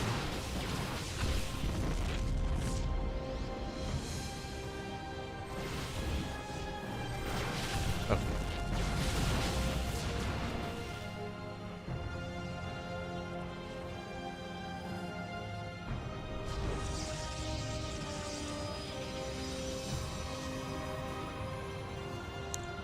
Sarik's going to try to keep committing. As time goes on, though, Sebest is building up Immortals. And GG gets called, forced to take a fight into the Immortal and into a greater army as well. And Sebest, as he will claim the series 2-0. GG. Whew. GG, well played. Again, a very intense mid-game here as both players did take their thirds, but again, the DTs are popping off. Dark Templar non-stop into the bases. Probes are going down, forcing the all-in. Not a third base in sight there for Arcfire, as again, it was all or nothing. In the end, there was nothing left. There was nothing. GG, well played. Sebestus, will claim the series 2-0, advancing on to the next round. GG, well played. Whew. And with that, we are now getting into our next game here. Going to be loading into game 4. Un momento. Actually, will be Kanto Short Break. Going to be Kanto Short Break here. Again, there are 7 series in total, so we're kind of halfway through, 3 series in. Up next, after the break, we're going to be jumping into Fiant versus BabyMarine. Reason why we're going on a short break here is because after this series, we'll follow the winner into Honmono. They kind of like come in as a pair. So after this series, we'll be following the winner into Honmono, which will be very chaotic, I'm sure. But we're going to be going on a short break. When we come back, we'll have our next series. We'll have our ZVT, again, between Fiant and BabyMarine. Take this time to get some snacks, get some food, get some water, drain your disruptors, massage your marines, and hydrate all of your hydras. We'll see you guys soon after the break. We'll see you soon, man. See you soon.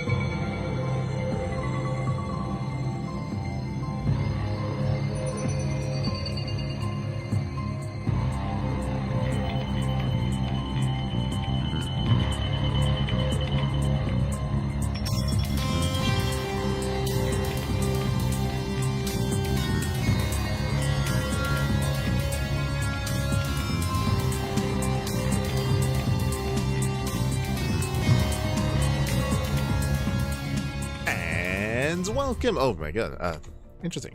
Welcome back, everyone. Welcome back here to. Welcome back to the OSC. The OSC leads Rising Star number 20, the second half of the broadcast. We're here in the second half. We just wrapped up with our first 3 matches featuring Mindle, Moja, alongside Shameless, Sebestis, and Argfire. Now we're back with the second half of the broadcast, going to be featuring players like Fiant, BabyMarine, Honmono, GgMachine, and many others. But it looks like, for those who are unaware, for a lot, if not for the majority of OSC tournaments, think of OSC mid-season playoffs and the Rising Star event as well. A lot of these matches are actually played ahead of time and then submitted as one big batch. And it looks like this might have been played on the previous iteration of StarCraft, actually. Okay. Wait, no, it's an 8-worker start. Wait, what? Confused. Spawning in the left-hand corner of Washouts, we have the yellow Zerg player, the Swedish Zerg for Team Roddy. It is Fiant. Where was there a patch? In the right-hand corner zone, we have the Italian Terran player. We have the red Terran for Streamer Zone. It is BabyMarine. Let's go. Let us go. We are jumping into our game. We're jumping into our series. Settling into our ZVT. And if you're in the chat, you know what time it is. It is Gamba time. It is Gamba time. Predictions are open. Place your bets on who you think will claim the series. Best of luck in the chat. Best of luck, Pappy. Best of luck. Here we go. But here we go, we are going to be settling in. Now when it comes to the current iteration of ZVT, it is very intense, it is very aggressive. At least, typically we need to see that from Terran players, at least at the highest level of play. We'll see how BabyMarine and Fiant do engage with each other here, as Fiant does go for an early pool, so early spawning pool into a later expansion. So a bit of a safer start here from Fiant. We'll see how committed he's going to be, whether it's only for 2 lings or we get into 6 lings instead. Meanwhile, from BabyMarine, he has been willing to embrace mech in the past. Like, mech has been embraced in the past, and we'll see if he's willing to do so here as well. We did of course see Bjorn play mech last night to great success. He did beat Shin with mech. We'll see if BabyMarine does embrace that or if he just goes into buy a heavy play instead. We'll see. We'll keep an eye on our players. We'll keep an eye on both BabyMarine and Fiant. Let's go. But again, if you're in the chats, it is Gamba time. You can predict, if you wish, for who you think will claim a said series. Best of luck. Best of luck with your predictions.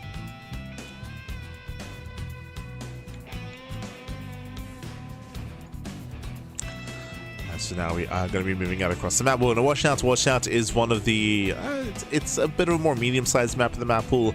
Likewise does have these hybrid high-yield expansions here, which can allow for a greater economy coming into the mid-game and mid to late game. But honestly, we don't often get games that really embrace this. We've seen like maybe 2 games so far, which lead in that direction.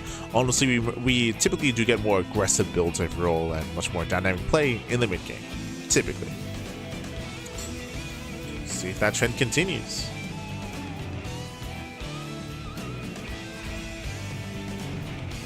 We will see.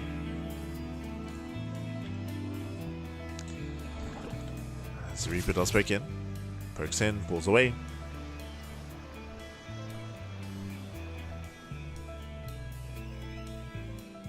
Rotating over, once again just keeping tabs here on the gases. We can see that Fiant does pull out, so he pulls out a gas, just getting link speed, so it was just a safer start. A couple of links did sip out across the map and will delay the CC for a couple of seconds here before being zoned back. Again, it was only 2 Zerglings, so very light commitment here from Fiant as he defends back at home, building up a higher queen count.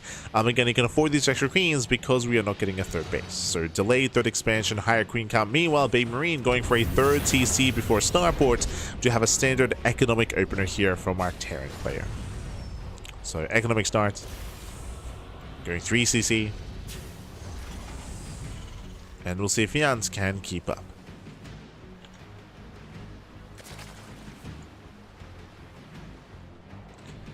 I'm typically it's a Terran player nowadays trying to keep up with the Zerg, at least when it comes to their economy.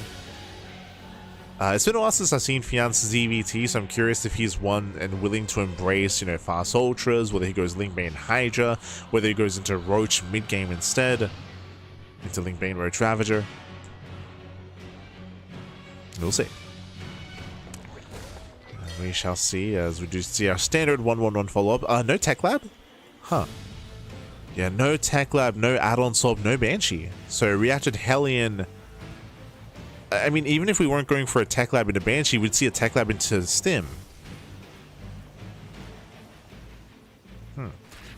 Okay. Okay, is going for a Liberator opener instead. Now we see the tech lab again a little bit later here from BabyMarine. Fiant does scout. Fiant sees everything. He does see everything in the main base. He does confirm that the tech lab is going to be later, that the Starport is just producing on its own. Technically, this could be like a Viking-based opener. We can see this is going to be Liberator. And Fiant, he knows that he doesn't have to worry about Banshees. Does not have to worry. There we go. Stim is revealed. Stim is on the way. And Fiant does go lair first. Okay. It's going to be around a 450-ish, 455 lair timing. So a bit of a later lair, but lair first nonetheless. Going lair before Evo Chambers, before Bailey Nest. Is going to be that by a follow-up. Extra Raxes. BabyMarine does poke in. Now, I mentioned earlier that the Liberator wasn't seen, so technically Fiant might believe it's going to be a Viking-based opener, and I don't see any spores ready for the Lib. Yeah, no spores ready, Liberator does see jump, and with that will deny some mining. Not bad. Mining is denied, Queen is barely out of range. We'll chip away at the Liberator. Hellions don't find a way in. BabyMarine does pull away.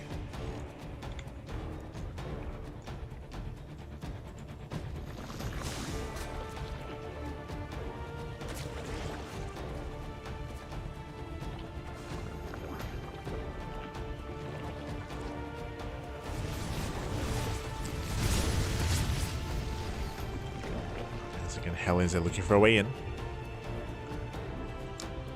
So far, we do have Fiant building up, going into a delater, the delayed Evo Chamber, delayed upgrades, and tilting Pain.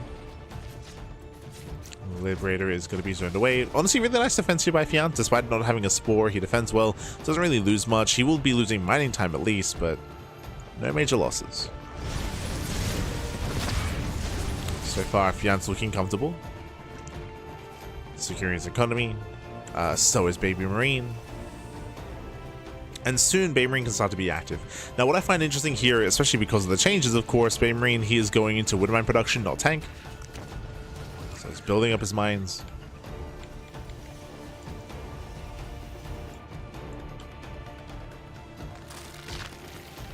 Headed for the armory, getting ready for 2-2. And can start to be active. Start to move out. Mines are scuttling in.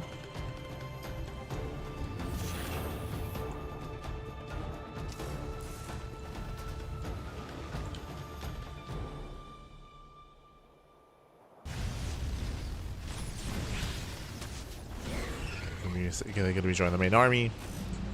Double drop on the right hand side. Fiant, he's more or less in position. No bailing speed. But he's ready. At the same time, going for a counterattack. BabyMarine does stim in. And he tries to stim in, baiting the army into the mine. Oh! Oh! What are we going for? Ooh, the Bailings. Massive connection. Bailings do go down. Same time, though, leans the bus into the mineral line, and SCVs are falling. Ay, ay, ay. Yeah, some heavy losses here. 20 SCV kills. Oh my god. Yeah, 20 workers going to be falling. Mine shots, they do go off. They catch out some of the lings. But that is brutal here. BabyMarine, his economy just crumbles in one fell swoop. 22 SCV kills. That is critical damage. And behind this, we're trying to go for factory play. We're switching into triple factory production. Wait, what? That's crazy. Double. Okay, so double factory. Trying to take our gases. This tells us that BabyMarine, he wants to try to tech up into the mid game. And he's being left behind. He's being left behind here. Fiant just droning up further, getting up to 70 plus workers. Hive is now on the way. Hydroden as well. Fiant just taking up even further. And getting more comfortable.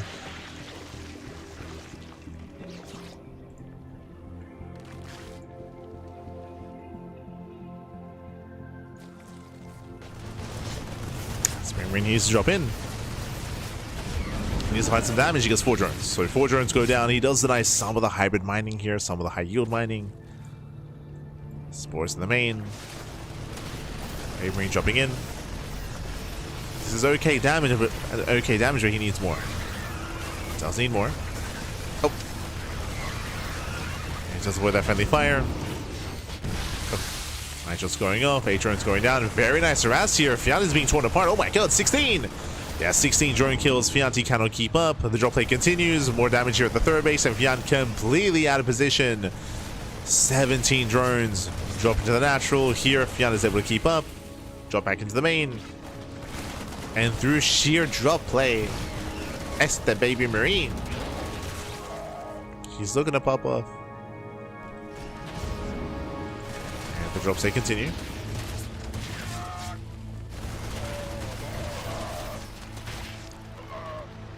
Drops, they continue. BabyMarine pulling further back. Behind this BabyMarine, he is still behind in the worker count. He's still trying to recover. The 4th base is a little bit later for BabyMarine. So this has all been really good damage. Fiant is still ahead. How many banelings? 14 banelings. Ooh, this is a little bit greedy with taking up into lurkers. Fiant, he needs to fix it on maxing out. Fiant is still droning. Yeah, he's still trying to drone up. Here comes the main army. We got Hellbats, Widowmines, not enough Link Bane. Wow, and BabyMarine, he will kill this base.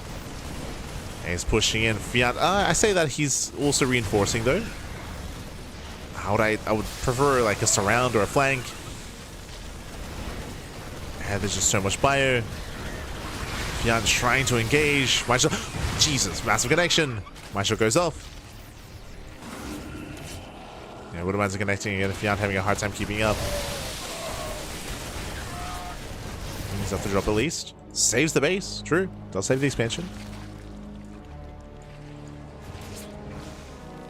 Does save the CC. Oh.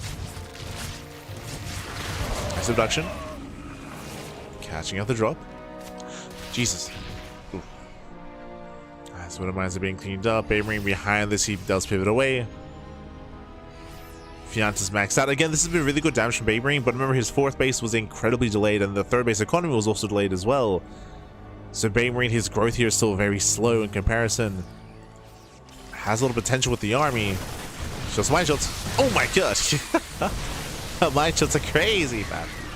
He's still doing it. Oh my god. Where are the splits, man? We take every mine to the face. BabyMarine, he was down low at 40-50 supply, but he's trading well. The mines are carrying.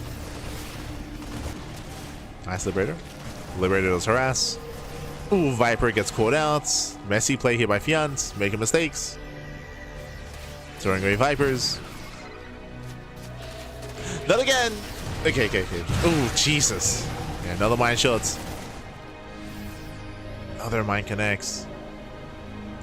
And Fiant, we gotta take more care here, Patty. Oh no. Okay. As he does commit in. Forcing the pickup. Still zones by BabyMarine. And what's crazy is that, again, BabyMarine, he's been trading hyper efficiently, but it's still not enough.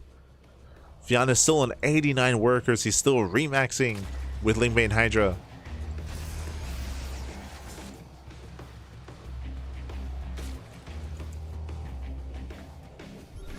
Still remaxing, still rebuilding.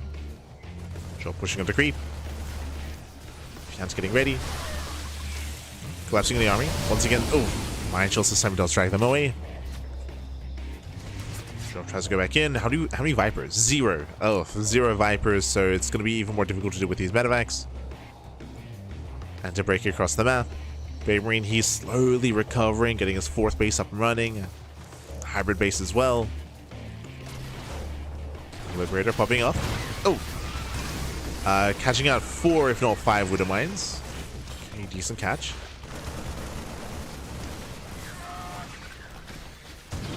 Dragging the Mine Shot with the Overseer. Coming from behind, the army's getting trapped. He's trapping the army, forcing the pick up, and now we go straight for the mineral line, and Fiant, he still has too much. Again, despite BabyMarine's fights, despite his better engagements and better trades, it does not matter. The 3rd base goes down. Now we're pushing towards the 4th base again. BabyMarine, he never recovered economically. Never did recover. Banelings, they graze the Marines. 5th base force to lift. 3rd CC on fire. And Fiant should have enough. Should have enough. It's not been pretty. It has not been as clean as it otherwise could have been with Vipers involved. Well, let's go. Here come the Lunkers, papi. They have Hive. They have the upgrade. They have Lurker range.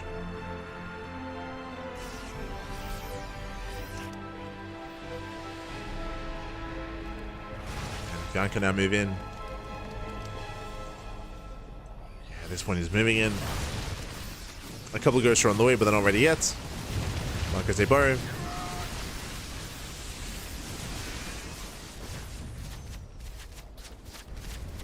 Catching at a CC. It's a kill. BabyMarine supply blocks, and Fiant's moving in for the kill. He's moving in.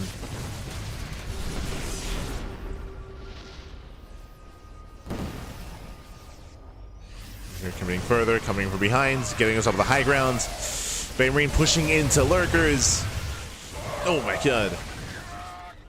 And GG gets called. He gets zoned away, and Fiant takes game number 1.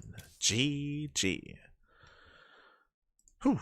GG, well played. Fiant, he does take a lead in the series. Again, a very chaotic game here, but this all really came down to Fiant's counterattack when he killed 20 SCVs. It was a big lane run by a big lane counterattack where he crippled the economy of BabyMarine, and again, BabyMarine, he never recovered from there. He did have some really good fights and very efficient trades, but again, that wasn't enough to recover from that economic deficit, as he had a very hard time at rebuilding and replacing all those workers and trying to hinder the economy of his opponent. Wasn't quite able to. Was not good enough. GG. GG with that. Fiant will take a lead in the series, and now we're jumping to game number 2. Going to be loading into At Eternity's Edge. Let's go. Let us go.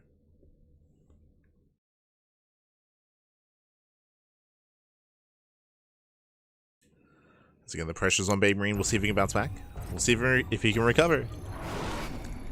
As spawning in the bottom right-hand corner of At Eternity's Edge, we have the Italian Terran player. We have the Red Terran representing Streamer Zone. It is BabyMarine. And spawning in the top left-hand corner, we have the yellow Zerg player, the Swedish Zerg representing Team Roddy, leading the series 1-0. It is Fiant.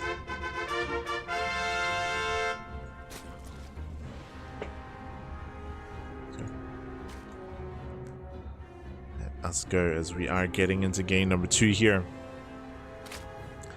And again, BabyMarine, he had some really nice unit control, engagements overall, micro, like that was solid. It just came down to the base defense. So we'll see if BabyMarine can have some better map awareness, map control, map vision, and or at least has a bit of reaction time to try to save said workers if we do end up in a similar situation. Otherwise, we could definitely see an ace match here, for sure. We're hoping for an ace match, we're hoping for a game 3, but the pressure is now on.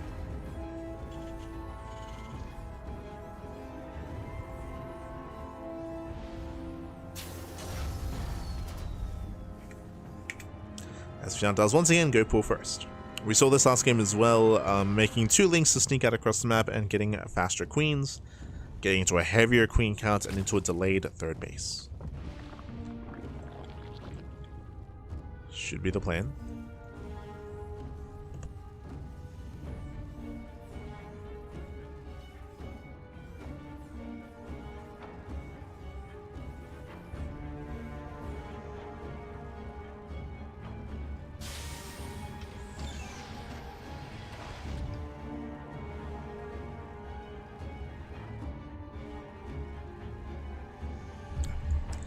Sipping on some tea. Warming up, happy, warming up.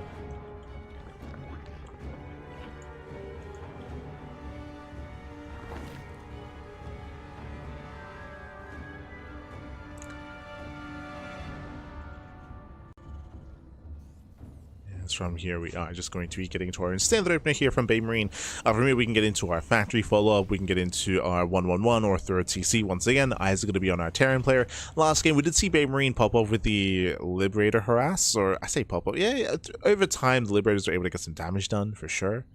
Over time. But we might just revert to Banshee play instead, or maybe something else. Now, there's that factory. Reaper moves in. Does poke forward.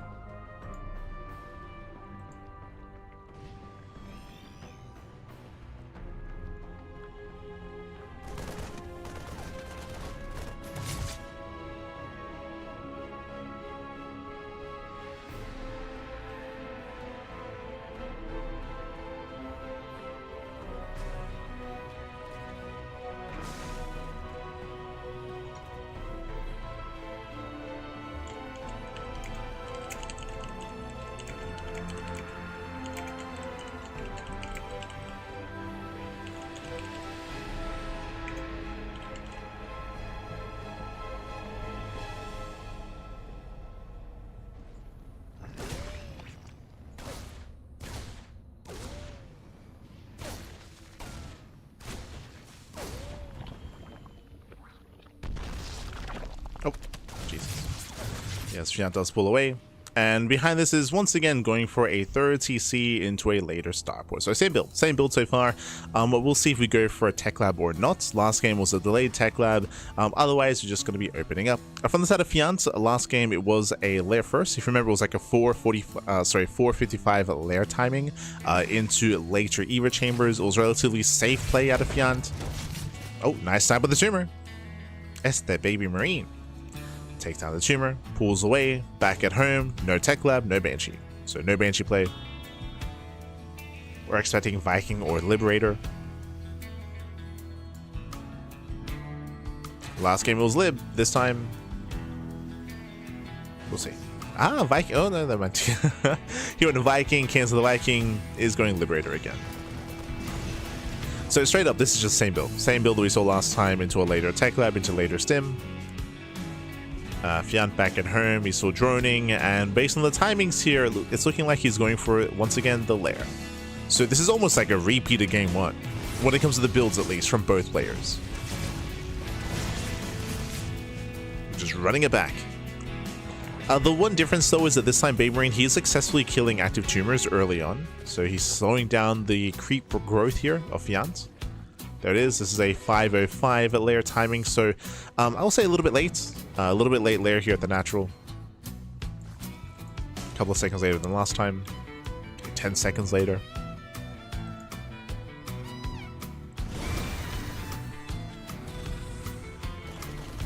Fiant goes in with the Overlord. Fiant, he has already seen the third TC, so he knows it's an economic build. Confirming the extra racks is stim, it's bio. I mentioned earlier that BabyMarine, he's not afraid to mech it up, so Fiant just confirming that it is not mech.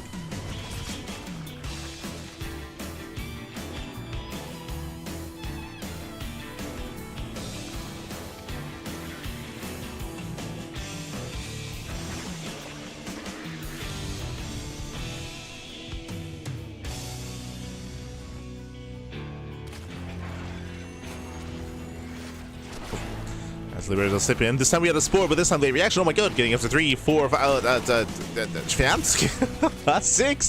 6 drone kills in the main. Very late reaction. Fiant, he was distracted by the Hellions here, and he does react by the time he loses what, a third of his mineral line. Third of the mineral line goes down. Strong start for BabyMarine. Behind this, stim is on the way. The bio army is amassing. Hellions are still being active, of course, as well.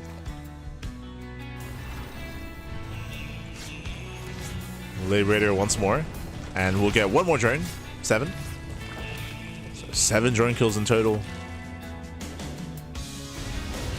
BabyMarine tries to rotate, gets a queen. Okay, we're popping up here. 7 drone kills. Queen goes down as well.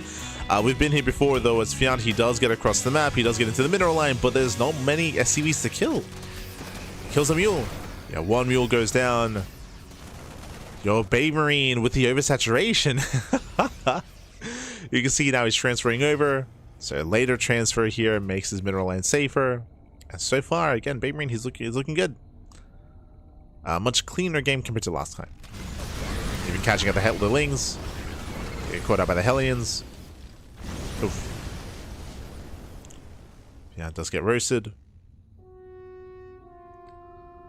And now it's time for BabyMarine to keep up the pace. Time to keep up the pace. So far, it's been these nice small wins here for BabyMarine. Now it's time to drop. We gotta keep this going. Meanwhile, this is a very early second factory. A much earlier second factory into early armory as well. Wait, what? 1-1 just started. Okay. So earlier say, oh no! Oh my god, Bailey's to connect. Yeah, cashing out a good chunk of Marines. 4 drones to go down. BabyMarine rotating towards left hand side. But again, very tech heavy here. Did notice as well that BabyMarine, he is skipping some SCV production. He's fixating purely in the army. There we go, 4 CCs down the way. Hatchery does go down. I was saying earlier armory, but we can see he did make use of it. Morphed in the Hellbats. Did morph them in. And he's able to trade somewhat. He will lose this army though, and he will not save any Marines. Oh. Yeah, this was a rough trade here. Killing the base was nice, and losing Hellbats is fine, but he lost Marines. A lot of Marines went down here. So, some shaky trades. So far, he's lost how many? 16. So, it's two full Minivex. Almost. Yeah, 2 full Minivex of Marines had to go down.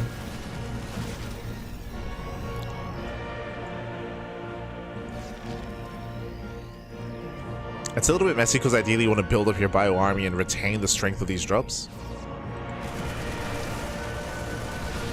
Things are coming from behind. Oh, nice wits. Very nice wits. BabyMarine spreads well. Behind this, we are going to be rushing into our hive. Okay. Very fast hive here out of Fiant. Interesting. We're just going straight Ling Bane into Ultra? Jesus. It feels risky, especially against a more active Terran player like this, but okay. I mean, he has caught a bunch of Marines. It's weakening the drops. Adrenals on the way. No Ultra Cavern yet. Safety infestors. So Fiant, he's being somewhat safe. But BabyMarine, he has to punish. He has to punish. He's got to go in. We gotta send it. Oh. And Bane's a crazy army.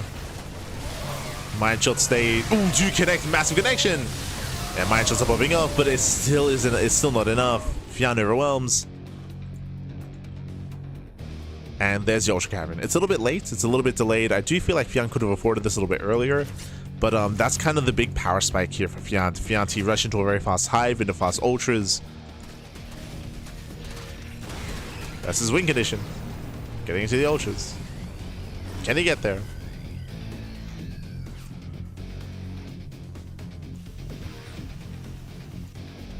And unfortunately, BabyMarine, he's lost too much bio here, so he's being slowed down. Like, he's slowing down quite heavily. Now he's getting a 4th, going for the high yield base. We gotta keep being active, we gotta keep going. We gotta keep pushing.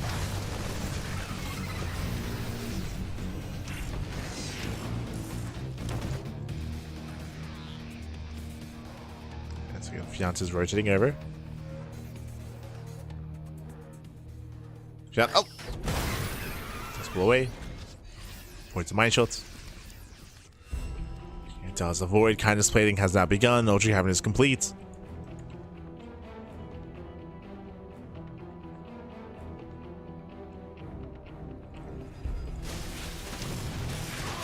Even catching us on the mines here. Catching up the mines. Oh. Mind shots going off. Jesus. Fiant trying to bait them out, and we'll be able to. Yeah, both mines are baited. Ling Bane rolling in. Still no massive fungals, but ultra production has now begun. First ultras on the way. And on the one hand, BabyMarine, he's successfully building up and turtling up on these 4 bases. He does have a very nice forward position here. That is true, but he still does not have a good answer against the Ultras. There's still no Ghosts. There's still a very low Marauder count. As you can see, there's, what, 5? There's 10 Marauders, but again, there's still sprinkled throughout. Liberators are on the way. BabyMarine, he needs time. He needs time to build up more Libs and more Marauders. Okay, Ghosts, never mind. I mean, that'll be okay. Ghosts are also amassing.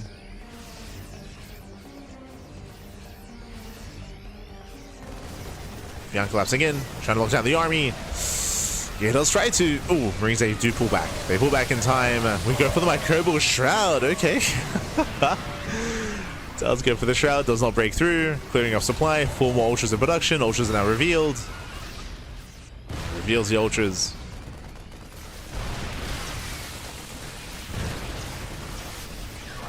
As Fiant, he will get 1 more tank. This is a risky push here.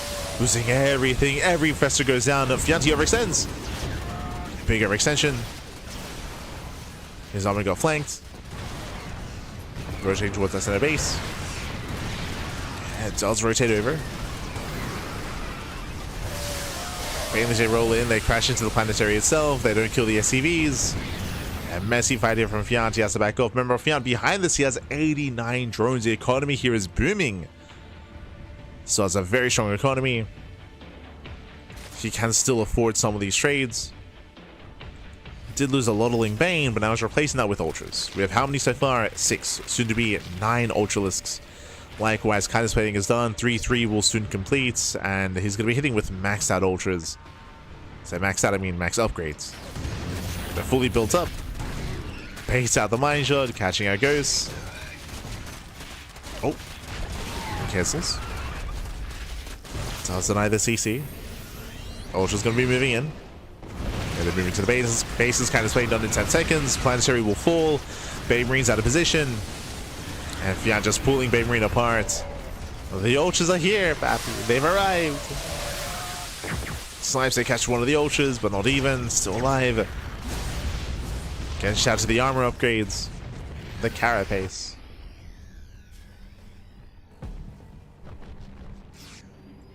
BabyMarine, he's fighting for his 4th base.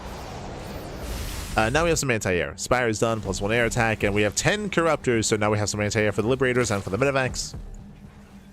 I feel like ideally we'd have Vipers instead for power bombs, but it's fine.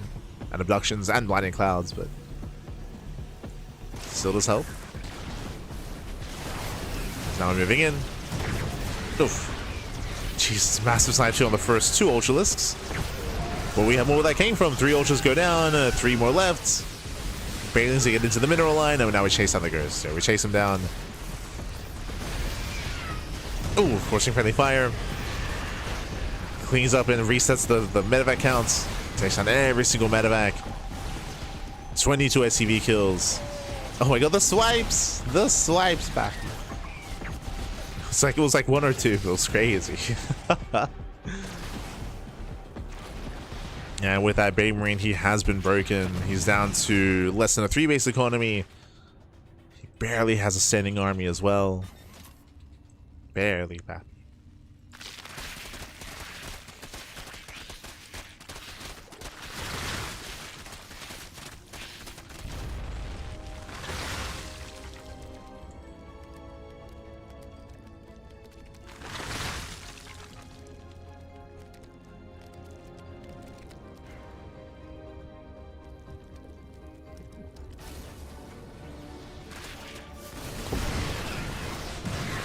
Yeah, that's committing. It does commit. Once again, chasing down the final units here. We're down to what, 6 ghosts? Sorry, 5. 5 ghosts left. They pull back behind the mineral line. Bailings roll in. Planetary is exposed. Ooh, and the ghost, there's no way out. There's no way out. Cleans up 2 CCs. Okay, that was not the most efficient fight here from Fiant towards the end, throwing away Bailings against CCs and against building orbitals, but GG gets called, and Fiant, he will claim the series 2-0, advancing on to the next round. GG. GG, well played. Fiant will claim the series again, especially game 2. We had a bit of a back and forth here. BabyMarine, he had a better start with his Liberator harass, crippling some of the economy, but Fiant, especially in the latest patch, he can recover that much faster. We saw that BabyMarine, his aggression did slow down, and if you recall, my big concern actually for BabyMarine was coming into the mid game when he was losing Marines. He was definitely lacking some of that attention to his army, where he was pushing on the left hand side with his Hellbats, if you remember, and he lost 16 Marines. He didn't pick up. He was paying attention elsewhere. By the time he did notice, he picked up Hellbats more than anything. So because he was losing so many Marines early on, it meant that he had less drop play, he had less aggression, he had less of a presence in that mid game. And very quickly we saw that Fiant got away with max saturation and with ultras as well. He ran away with it. GG, well played with that. Congratulations. Fianti will claim the series, and now we're getting ready for our next matchup. Let's go. We're getting ready for our next matchup here. Up next is going to be I believe we're going to be following Fiant. I believe we're going to follow him into another ZVT.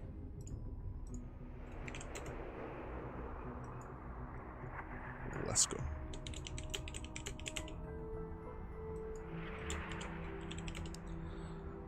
A very different kind of ZVT is what I will say. It's going to be Fiant versus who? Fiant versus Hon Mono.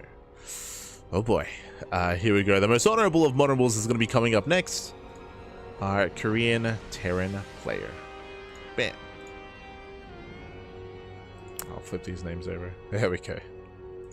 As we have our TBZ here, we're going to be loading into Game 1. Game 1, we're going back into At Eternity's Edge. Let's go.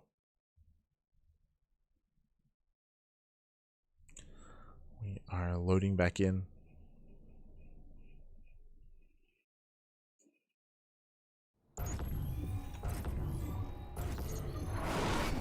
As spawning in the top left-hand corner of At Eternity's Edge, we have the yellow Zerg player. We have the Swedish Zerg. Representing Team Brody, it is Fiant. And spawning in the bottom right-hand corner, we have the red Terran player. We have the South Green Terran representing Team Hyper 1. It is Hon Mono. Also known as Patches Mono. Let's go. If you're in the chat, predictions are open. Place your bets on who you think will claim the series. Best of luck in the chat. Now, Hon Mono is a very different kind of player, as you can see. He is built different, 100%. Hon Mono, he is the cheesiest Terran player. I was going to say in South Korea. At this point, he's the cheesiest Terran player in the world. At this level of play, like at the highest level of play, when it comes to the top pro players, he's cheesier than Maru, cheesier than Clem, cheesier than Big Gabe, for example. Like, you do not get more aggressive than Hon Mono. And he does take maps off of players like Max Pax and Hero, and he does threaten the best players in the world. I say take maps specifically because taking a series can be difficult, but maps he does take. And let's go. Does open up proxy 2 racks. Back at home, there are no gases, so proxy 2 racks bunker rush here from Hon Mono. Only 2 racks. This is not an all-in. This is not all-in. This is an aggressive build. True, that is true, but you can macro behind this. If it was 3 racks, it's a different story, but here it's only 2. And Hon Mono, he wants Fiant to overreact. He wants Fiant to believe that this is maybe more committed than it really is, or maybe force no reaction, or maybe just seed some doubt in Fiant's mind as to what's going on. We'll see what he can accomplish, as so far he's keeping this hidden, but Fiant does keep his second overlord outside of his natural. So he will see the SCVs, he will see the attempted bunker rush. SCV moves in. Just one though. Second SCV is intentionally kept hidden. Okay, and you can see Fiant, he's suspicious. He's suspicious. He pulls back. SCV scouts the main. Fiant's trying to figure out like what's going on here. Is this normal or not? Fiant did go pull first. He did go for the early pull. Safe play by Fiant, going for a delayed expansion. That's why Hon Mono does not set up the bunker. So I was so fixated on Hon Mono's build, didn't realize that again Fiant did go for a safe build and he's rushing into roaches. He sees, yeah, the Overlord does confirm that there's no Raxes back at home, so he's going for the roaches. Bunkers, they now get thrown down. Marines are moving in. 2 Lings zips it by. I don't think that Fiant can save this. He only has the 1 queen. He's got the 1 queen here. He's going to fight for the natural, but he has to be very careful here. Yeah. So this was a mistake. He should not have come down. He was being greedy, but with the 2 bunkers being set up and with 2 Lings going across the map, he cannot fight this position. So Fiant, he did kind of misjudge this. Hon Mono forced some mistakes out of Fiant. At the same time, Lings, they do try to... Oh, they get surrounded! Lings are surrounded. Hon Mono defends, and he kills the natural. Very, very nice. And from here, we can start the factory. We can start the factory back at home. Hon Mono should not try to push up the ramp. Remember, the goal here is not to kill. The goal here is not to 1 base all in. It is to contain while Hon Mono transitions.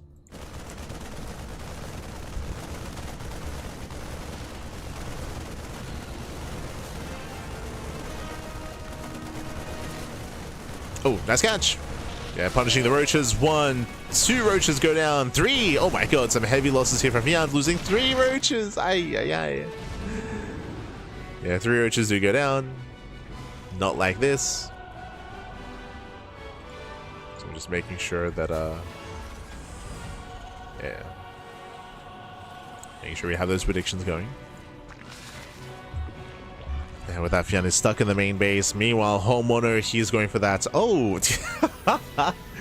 Remember what we said earlier, how he is like the most aggressive, the cheesiest Terran player in the world? I assumed that he was going to go for a factory into CC. He's going Ghost Academy. Rushing Ghost Academy into Proxy Ghost. Oh my god.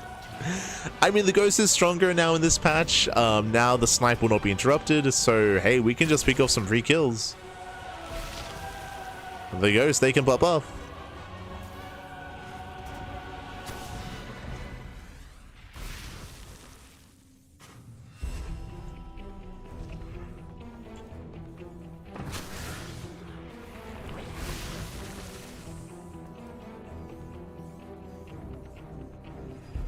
Oh, snipes. Oh, breaks the lock-on. Yeah, lock-on is broken. No high ground vision.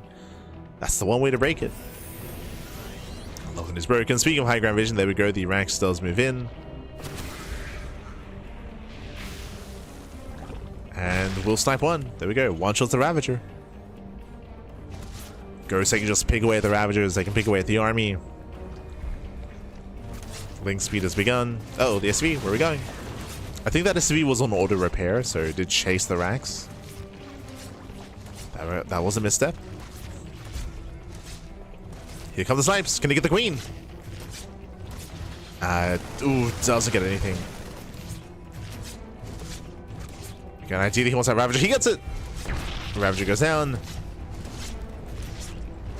It will take 2 snipes to bring down the queen. So far, getting up to 4 ghosts. 3rd Rax down on the way. This first Rax will burn down. Sure, the temptation is there, but there's no opening. Yeah, there's no opening here for the ghosts.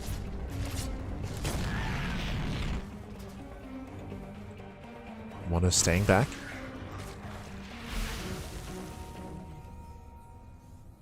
He's holding back.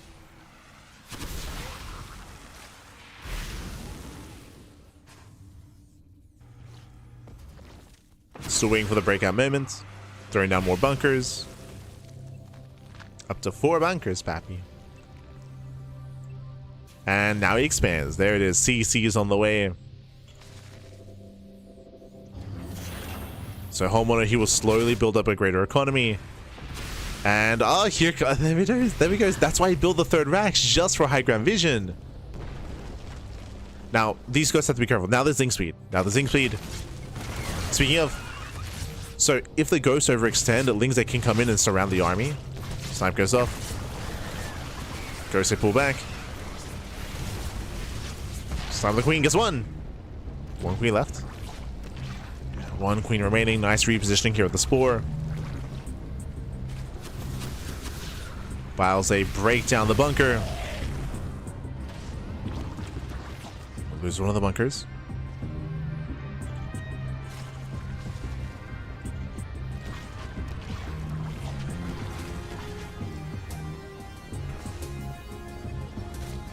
Remember, ghosts are more vulnerable. They're a little bit weaker in that sense. They have more damage output, but oh, they are more glass cannony.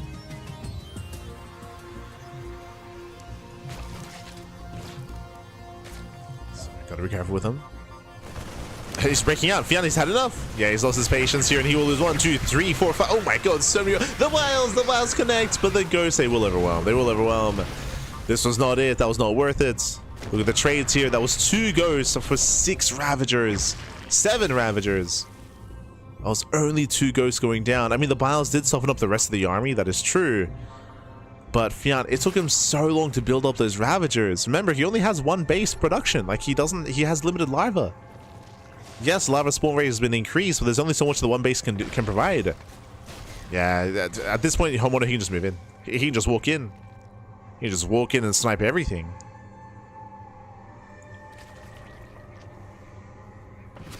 Now, technically, Homeowner doesn't need to because Homeowner has a natural.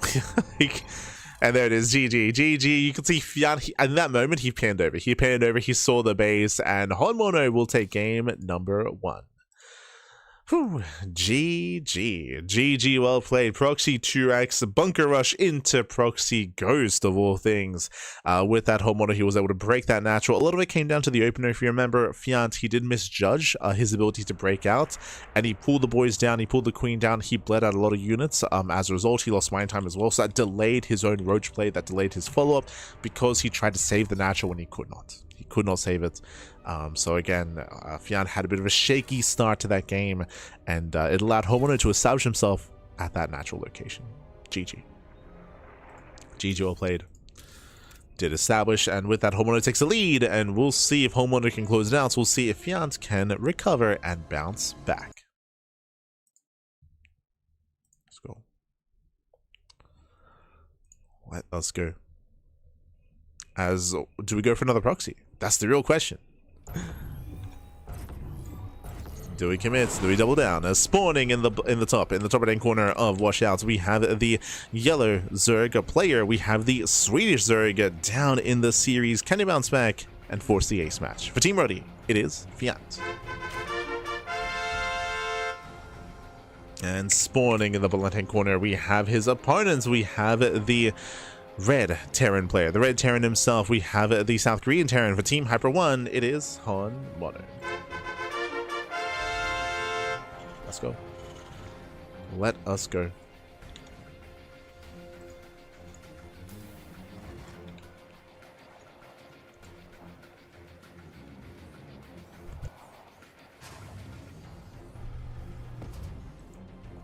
As from here, we are going to be opening up. And this time, the SCVs are staying home. This time, we're keeping our SCVs back at home. Max is going to be on the way.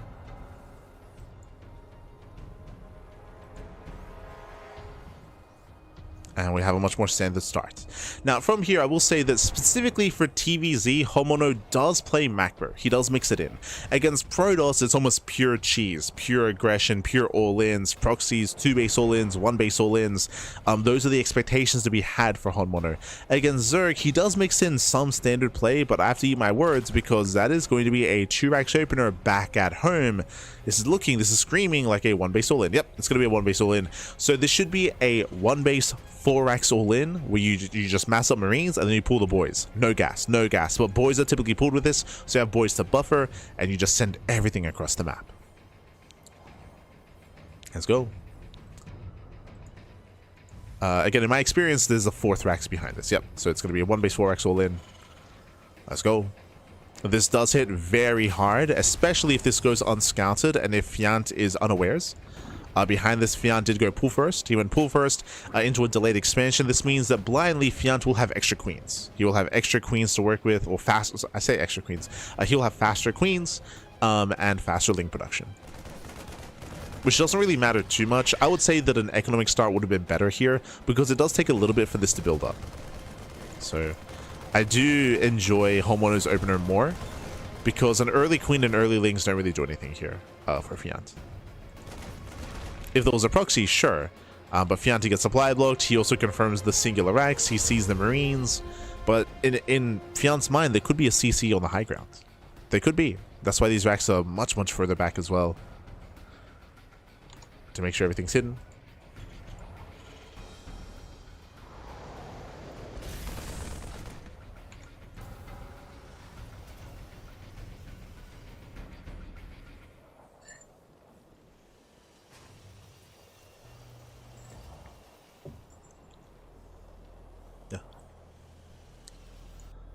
Yeah, Fiant is looking for proxies. Looking for ninja bases, looking for proxies. I don't blame Fiant just because Homeowner is so quirky.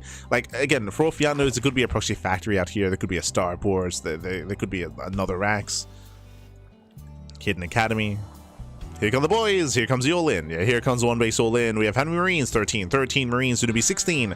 So 16 Marines and all the boys. I believe we'd still leave 4 SCVs to mine. Sorry, 5 SCVs and a mule. Left behind to keep reinforcing. And behind this, we got 2 spines on the way. Fiant is getting ready. Yeah, he's getting ready for the all-in. He's got 2 queens, he's got 2 spines, there's no 3rd queen, link speed is almost done. And of course he can pull his own boys. He's gonna try to make a stand. The spine calls, they will finish. Yeah, massive moment here. Spine calls, they finish up. Marines, they step in. Going for the expansion. Hatchery's getting very low. And it looks like he'll get a kill. Yeah, the boys are being pulled, forcing a fight without the spines. Now moving in, I start stepping here with the Marines. Oh, but the drones, they tank well. The lings, they do buy time. The spine callers are burrowing. They're barely going to be able to burrow, and with that, whew, Fiant holds. Yeah, Fiant, he's holding on. He saves the natural base. The spine crawlers are now in position. And Homeowner, now we have an equivalent worker count that is true, but lings, they sit by. Yeah, lings, they sit by. And Fiant has 2 bases. He has better larva. He has better production. You can see Fiant is now droning. Fiant is now making a drone. Lings, they slip in. No production? Oh, GG. Yeah. There's a question mark. GG, as Homeowner, the wall was down. The wall was down here. That should not have happened. So Lings just walk in. If the wall was up, the game continues. Fun fact. The game continues. So this was a mistake from Homeowner. That's why we had the question mark. GG. GG. As Fiant does type the series 1-1. Again, that could have been a longer game. We could have even seen Homeowner macro out of that successfully because he had killed so many workers. But pull the hero. The wall was not a wall. The wall was not a wall. GG, well played. With that, we're going to the ace match. Let's go. Let us go. We're going to the ace match here. We're going into game number 3. And so far it's been purely one base play at a Homeowner. We'll see if he does expand this time early on. Technically, he got a natural in game 1, but that was much, much later. It's much, much later. As game 3 is going to be on Rainfall. Okay.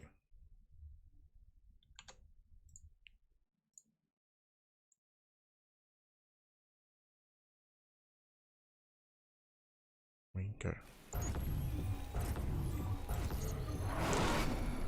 Spawning in the bottom right hand corner of Rainfall, we have the yellow Zerg player. We have the yellow Zerg. We have the Swedish Zerg surviving the aggression in game number 2 and tying things up, representing Team Roddy.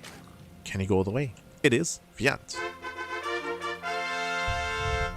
And spawning in the top left hand corner, we have his opponents. We have the red Terran player. We have the red Terran player himself from South Korea, representing Team Hyper 1.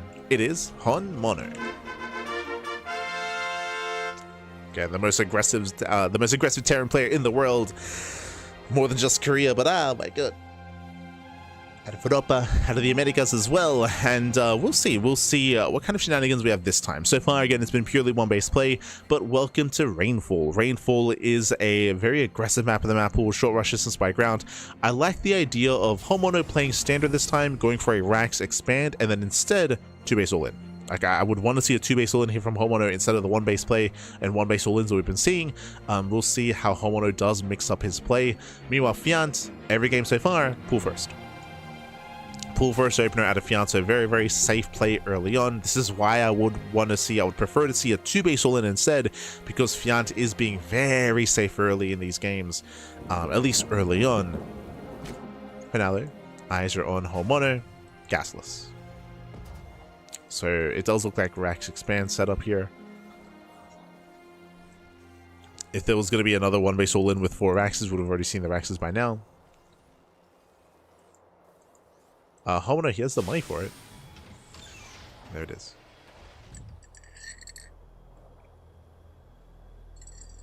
There we go. So Homeowner does expand. And from here, as you mentioned, he's cutting some corners. He's delaying and skipping his gases early on. That's why it's Marine first, not Reaper first. Because of this Homeowner, he will have very limited vision across the map. No SCV Scout and no Reaper Scout. Technically, Fiant, he's... Second gas. I like this. If we commit, never mind. I was gonna say that technically Fiant, he can turn into his own 2-base all-in. I just mentioned that 2-base play and 2-base all-ins are favored on this map. We could see Fiant go roaches and go for like a big roach all-in, but Fiant, he's calming down. He's only got 2 in gas. He's calming down. Meanwhile, do you see what I see? Honmono, second racks. Okay, so are we feeling like a 2 base 5 racks all in? Are we feeling like a 2-1-1? A 3-1-1? Show us what you got. Now Lings to engage. They kill one Marine. They trade. 1 for 1. Oh, 2 for 1.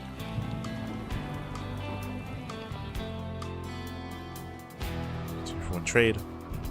Ling speed has begun. Fianti pulls out.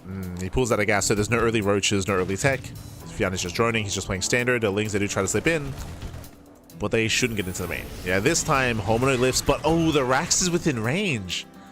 Ah, that's a mistake. Yeah, that's a mistake. Oh, I mean, I said one of two things. Either the Rax shouldn't have been within range, or we should have seen the Marines deny the scout. Regardless, very important information there from Fiant. Now he knows he does not have to worry about Hellions. Doesn't have to worry about Hellions or Banshee play, for example. There's no 1-1-1.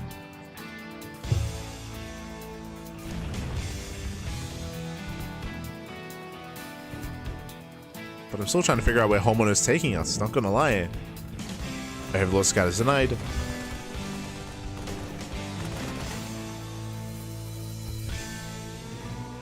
And still no add-ons. Like, if this was gonna be a 2-1-1 setup, we'd have an earlier tech lab here, right?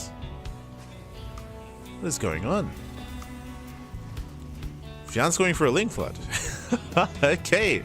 Yeah, no third. Instead of going for a third base, we're seeing a massive Ling Flood out of Fiant. Can he catch the Marines? He can. Nice upstepping, but alas, all 4 Marines should go down. Heavy losses for Honmono, and because Honmono never went for the reactor, again, his tech is so delayed, he's got 1 bunker. Lings, can we flood in? We can. Lings, they do flood in. We can try to collapse on the bunker. Nope, going straight for the mineral line instead. A little bit messy. Yes, a messy play here. So far, 0 damage. Breaking down the front door. Okay, breaks down the reactor. He wants Marines. Oh, he gets him. Oh my god, nice round. No, 2 Marines do slip away. But still good damage here. SCVs are going down. GG, critical damage. And Fiant, he will claim the series 2-1, advancing on to the next round and knocking Homono down to the lower brackets. GG. GG, well played. Fianti will claim the series. A very messy game, and we didn't get to see what kind of 2-base all-in Homono was going to go for. We didn't get to see it. Didn't get to see it as the wall was open. Once again, Homono, this time his natural wall was delayed. It was a little bit too late. Lings, they just ran on in. They ran past the bunker. They ran past the wall. They forced a better fight out of range of the bunker, of course, catching at SCVs, catching at Marines. And it was just a really shaky game. So I'm pretty sure one of the reasons why we went for the Ling Flood is because of the fast second racks without any add-ons. I just mentioned something earlier. Remember, no Hellions. Hellion support and Hellion production typically shuts down Ling aggression like this. Like Hellion volleys, they do so much damage to Zerglings. But recognizing there's no factory, recognizing there's no Hellions, and also recognizing the quirky build and the lack of Marines as well, like it did show an opening, and Fianti went for it. He went for it, he saw that vulnerability, and with that, Fianti will claim that series. Does claim it, and with that, we're now getting into our next matchup here. So congratulations here to Fianti, does knock down both BabyMarine and Honmono. A very intense, very dynamic back and forth there. And now up next, we have a ZVZ between GgMachine and Hatsu. Let's go. We're getting into our ZVZ.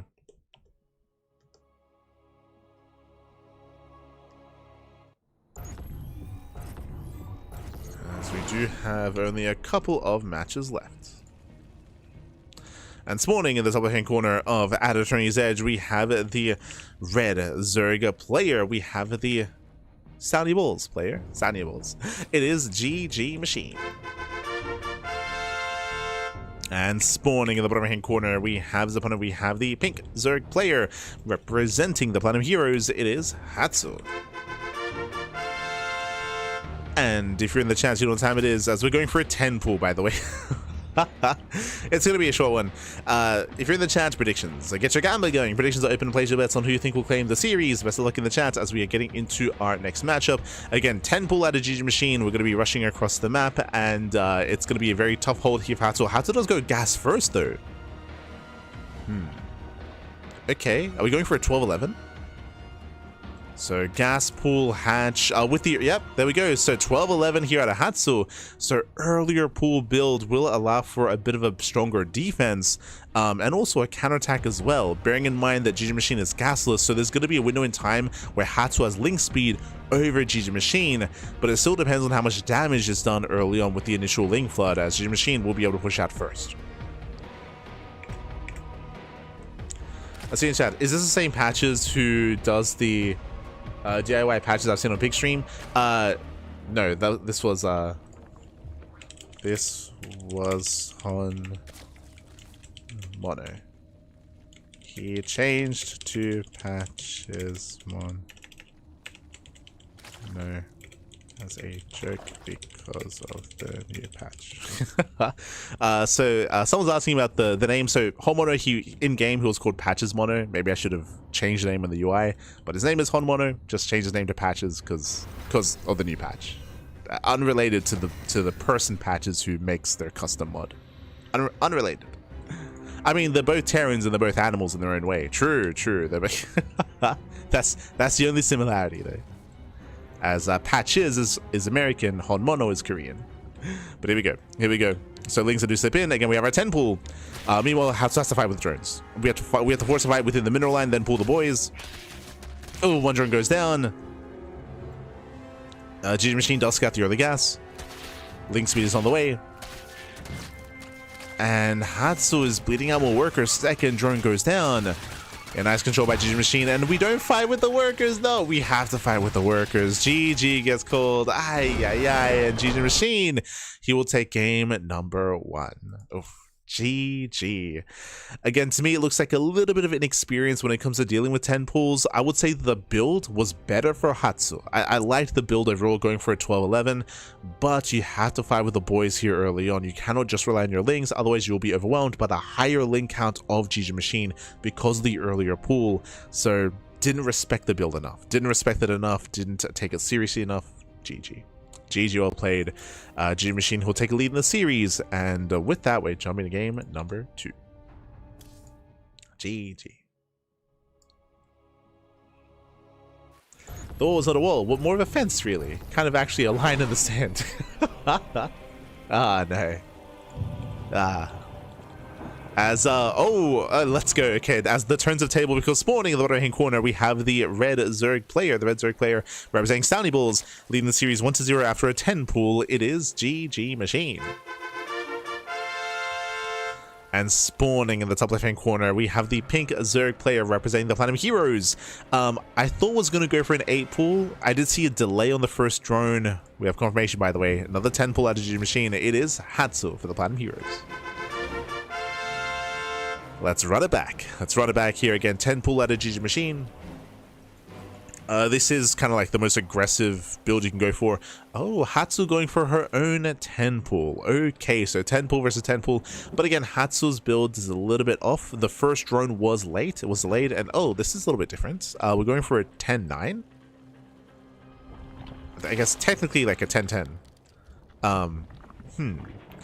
So once again, I do kind of like, I prefer gas first. I like the gas first build more because it means faster link speed. Here, going pool gas, once GgMachine realizes what's going on, assuming that GgMachine doesn't kill a bunch of workers early on, we should be setting up defensively here back at home on 2 bases.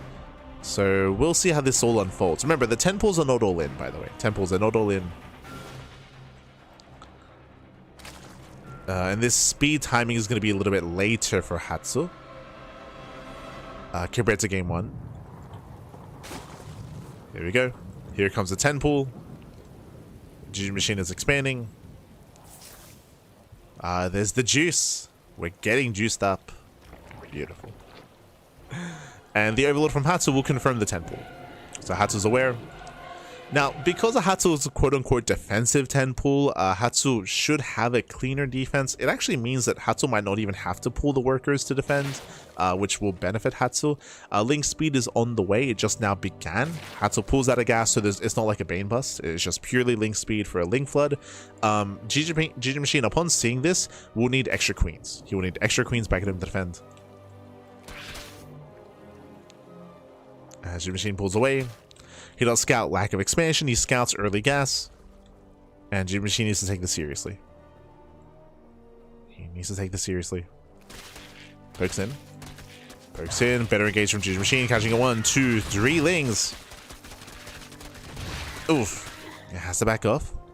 Did trade, and that was Hatsu losing 5 against GgMachine 7, so better trade for Hatsu. Safety spine cooler back at home. There's going to be 1 queen. So 1 queen, spine, and we will need that 2nd queen soon.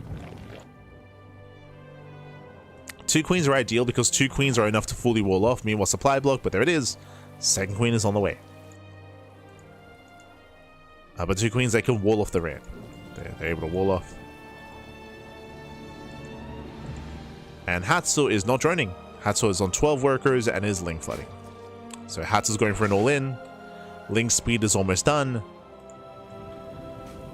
Ooh, we can see the GgMachine is spreading out a little bit here. We have the spine call on the low ground, queen on the ramp. Lings, they should be here to make sure the queen doesn't get surrounded. Meanwhile, we dive on the spine. And Hatsu does dive in. Spine crawler will survive. Oof, that was a brutal dive. So many Lings were just thrown away and failed to kill the spine crawler. Ay, ay, ay. Now, if there was a Bailey nest with this, we could still pull this off, but without any extra gas, there's no nest. Yeah, there is no nest. Hatsu turns around, and GgMachine can now freely build up into 2 bases. Has a hatchery, can now drone, saturate, build up. Hatsu now expands as well. GgMachine with the Overlord confirms this. Going for the slow Link counter attack. The slow Lings are coming. They're coming. Now, Hatsu should be able to... Oh, god. Yeah, rough move command. Rough move commands, but Hatsu should clean this up. Yeah, Speedlings have a better surround. Better engage. Cleans up the army.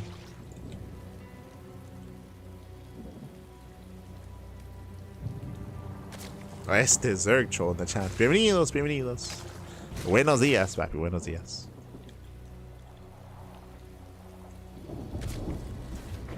As Hatsu's going for a Roach in. We have Roach. We need gas though. We need to pull into gas. Roach in follow up. Spine Cooler finally goes down, but again, we had spent so much to do that. 32 Zerglings have gone down for 20 Lings. So 12 extra Zerglings. Did kill the spine, but alas, was not quite worth it. It isn't just the trade, of course. Like, the trade is brutal, but what's worse is that Hatsu only just now finishes up the natural. Look at the worker disparity here. GgMachine. Faster natural base, stronger economy, 37, soon to be up to 40 drones. And fully walling off. It does get that full wall going.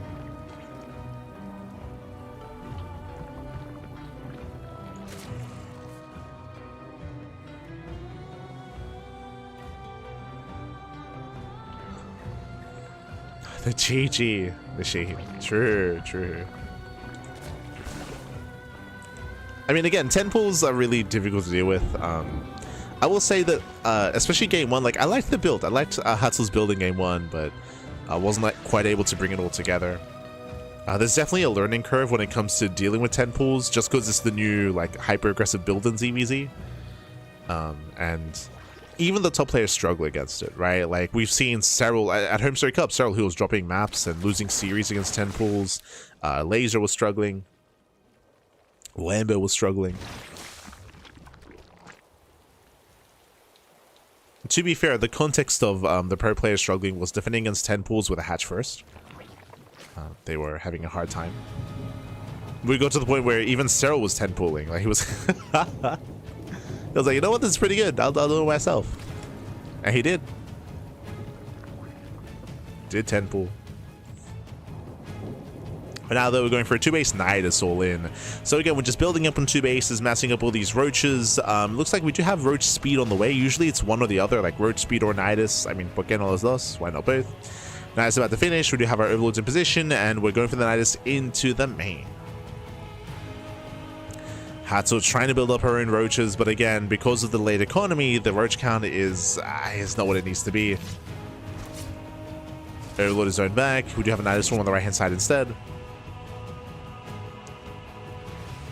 They're coming. And here come the roaches. Here comes the all-in. It's 18 roaches against 3. Oh, God. Yeah, only 3 roaches down to 2. Queen goes down. There is no defense. Nothing to support. The queens are waddling in. GG gets called. And GgMachine will claim the series 2-0. GG. GG all played again. Hyper aggression from GgMachine, going for 10 pool after 10 pool. And as we mentioned, 10 pool has been very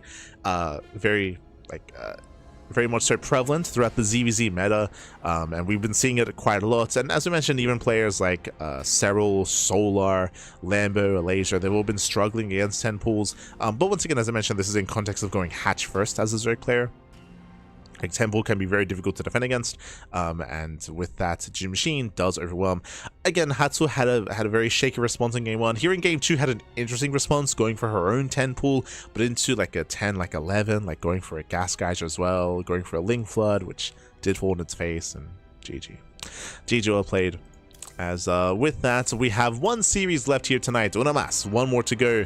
The final series is going to be a best of 3 between Mini Zerg and Defiance. Let's go. Let us go. We're getting into the final series of the broadcast, getting into match number 7 of the OSC Elite Rising Star.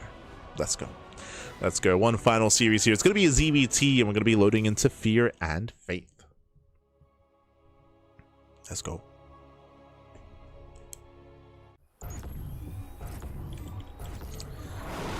And spawning in the bottom corner of Fear and Faith, we have the blue Terran player. We have the blue Terran, the American Terran. It is Defiance. And spawning in the top left-hand corner, we have the Ukrainian Zerg player, the red Zerg, representing Hokago T-Team. It is Mini Zerg UA. Let's go. Let us go as we are getting into our fresh series, and if you're in the chat, it is Gamba time. Predictions are open. Place your bets on who you think will claim the series. Best of luck. Best of luck in the chat with those predictions. As welcome to Fear and Faith. Fear and Faith is a 4-player spawn map. You can spawn in top right, top left, and bottom right as well. We do have vertical close spawns, so this will favor aggression. It does mean that you can be more assertive, more aggressive on Fear and Faith, and we'll see who's going to embrace that aggression. Now, when it comes to our players here, Mini Zerg UA, he's kind of like the Shameless of 2026, if that makes any sense, or maybe like the GgMachine of 2026. What I mean by that is that I would say that Shameless was kind of like the rising star of last year, where Shameless, he improved so much. In 2 years, Shameless, like 2024 and 2025, Shameless, he got to the point where he is threatening, top Koreans. Like, he's taking maps, and every now and then he's taking series as well. Shameless, he's like the latest kind of like mid-tier player that's like breaking into the top scene, and it's been really cool to see that. Mini Zerg UA, he's now like the 2026 version of that, where he has been having a lot of growth over the past year. It's been like a year of growth for Mini Zerg UA, where he's just getting better and better results, where he's taking down some bigger names. When I say bigger names, I'm thinking of players like Jumi, thinking of players like Young Yakov, thinking of players like Minu VK, like some of these other more well-known players, Strange, Art. Like Mini Zerg, he's threatening them now. Like, he's threatening them, and he's kind of like breaking into that scene. He's breaking into like the more like mid-tier pro scene, is what I should say. And again, it's been really cool to see his growth. It's been really cool to see his growth in recent years, or this last year, basically. Still has a ways to go, but he has a lot of potential, and he is improving. He's still like below, Young Yakov and GgMachine and Fiant. But like at this point, like he's becoming like comparable to Fiant, comparable to Mixu, who are these more like kind of established, well-known players like at that level of play. So that's been cool to see.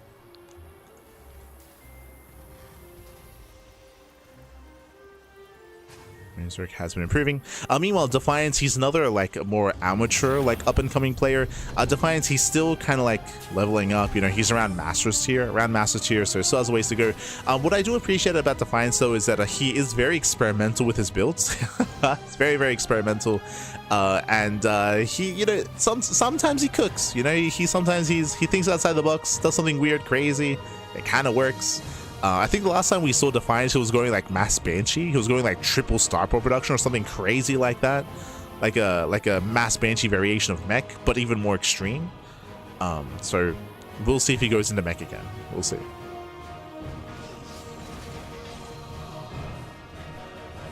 But he can be creative. For now though, hatch gas pool, third base is on the way. Mini Zerg is settling in. And we just see Defiance going for a straight up 1-1-1. So delayed third TC, going for the faster starport.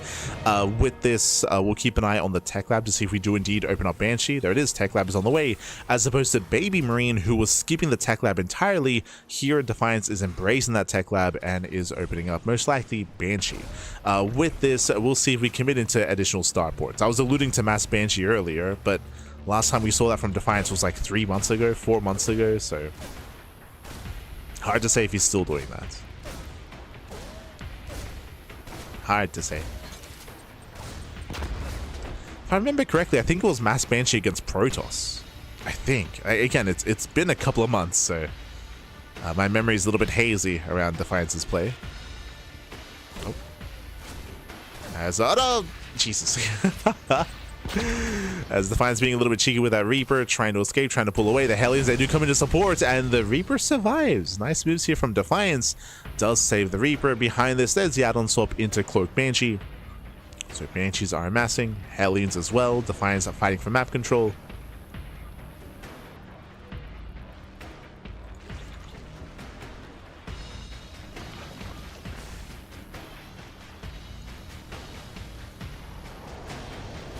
Does fight for map control. Behind this, tech lab is on the way on the factory of all things. Hello. There's no second racks. Okay, there we go. So second racks is now on the way. So it looks like this might just be for an add-on swap. Defiance is not playing mech, and he's not going for a second starport. He's playing bio. Getting into bio play. The first Banshee has arrived.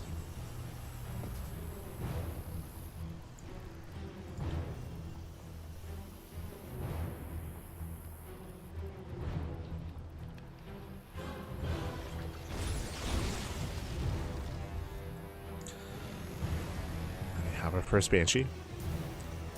Likewise, we are still building up a production. Hellions, I will say, have not been very active, unfortunately. Like, they saved the first Reaper, which is really cool, but these Hellions, they typically need to be more active to deny some of this creep, and they're about to get surrounded.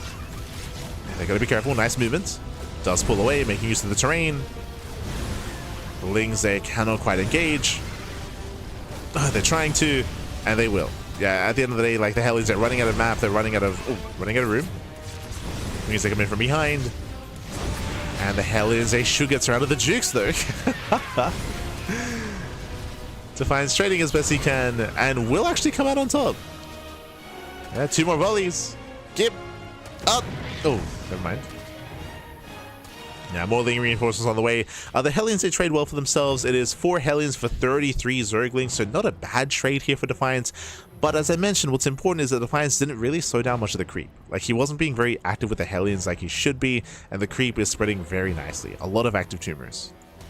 And this will very quickly start encroaching upon Defiance's bases. Meanwhile, the Banshees are moving in. They do catch 1 active tumor. Working through some of the creep.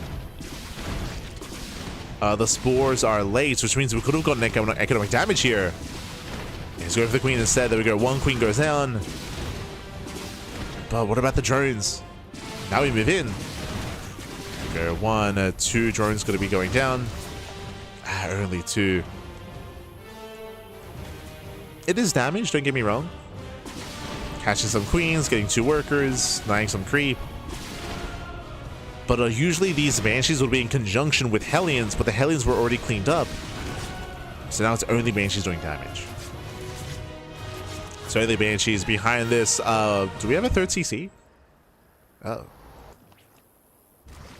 Yeah, no third CC in sight. Defiance going for a 2-base all-in. Stim is so late though.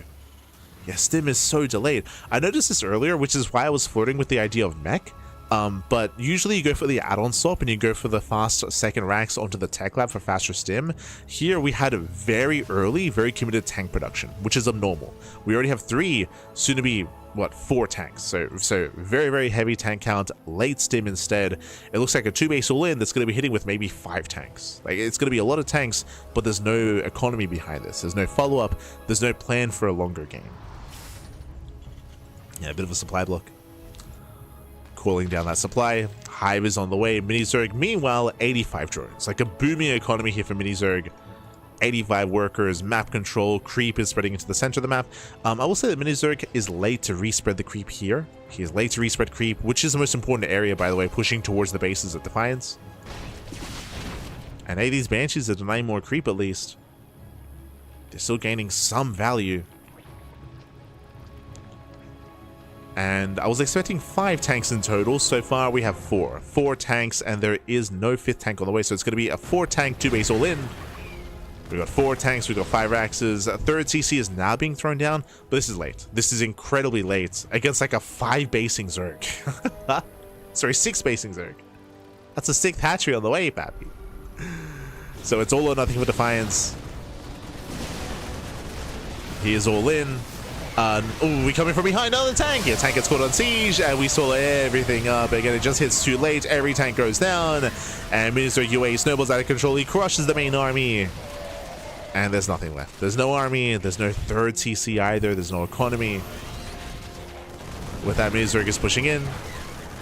He wants to knock down that front door.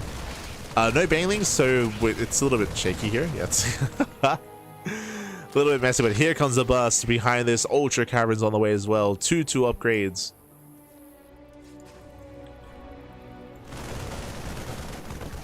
And again, the all-in was a little bit quirky, did hit a little bit too late, and I just didn't really have the setup for it. Again, Mini Zerg, he was on 6 bases, 85 drones.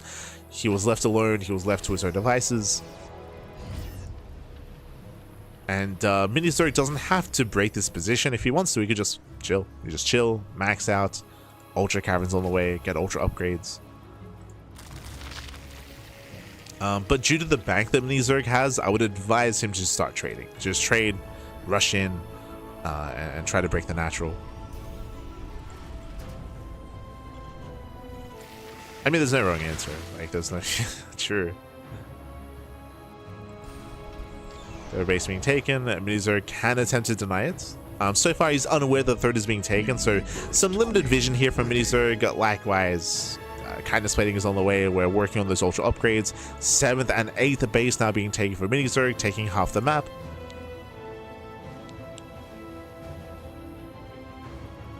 Now he's moving in. Collapsing in the army. And there's no escaping this. No escaping. Oh, a nice flip, nice lift. Saves all the Marines, but I can't say the same about the tank. I can't say the same about the SCVs. And this time, Banelings, they knock down that front door. They bust down the wall. They flood into the bases. The Marines, they drop to their deaths. Oh, we can keep going, Pappy. We don't have to back off. Keep going. And Mini Zerg backs off, and instead replacing this with Ultras. Ultras are on the way. The one thing that he's missing as well is a Spire. Double checking here, yeah, there's no Spire. No Spire yet. So these Banshees are just getting free damage on the army. Medevacs are uncontested. This would typically be the stage of the game where we can start to invest into a Spire and into +1 fire attack and Corruptor production. The alternative way to do this is, instead of going Spire, you can go Viper. Because you don't need any tech, you already have the Hive, so you can just make like 2-3 Vipers and have parasitic bombs and use that for anti-air. Just have your power bombs. As going the Viper route will allow you to have a higher Ultra count, because it's less supply, right? Less supply in Vipers compared to Corruptor. So you can go like a handful of Vipers and then just go like max Ultra.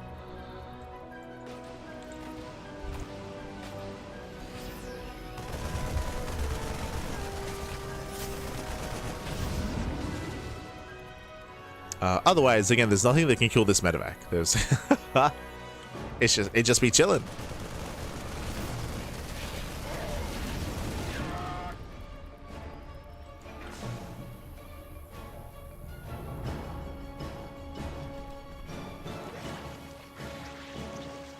Five tanks in a dream versus 6 space circus diabolic.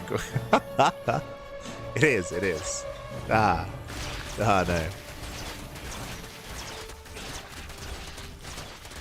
Look, I appreciate the unique builds from Defiance trying to go for the 2 base all in. It did fall in its face, but I appreciate it nonetheless.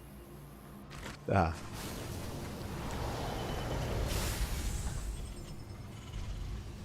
we've reached 110 drones. Crazy. 3-3s on the way. Mini-Zerg about to come in for the full surround, collapsing on the army. Once again, there's no anti-air, so Defiance can lift. Oh no! With the Bailings! Oh my god. Yeah, Bailings, they smash in. There's no lift on the Marines. You have a second bio army, but once again, the Bailings, oh my god, they smash into the tank. So a little bit messy here from Mini-Zerg with the Ultras. They still trade well at the same time. 15 SCV kills. Every worker falls here at the 3rd. Now we're just going to back up and run it back. And hey, this time we have some Vipers. Vipers are coming, so we have some anti-air. And the Spire is also on the way. So Mini-Zerg now is like, you know what? It'd be nice if I had some anti-air. True. It would be nice. Now thinking about it, it'll still take some time to make the Spire. It's still a ways away. Vipers are about to spawn though, and we can gather energy for those parasitic bombs.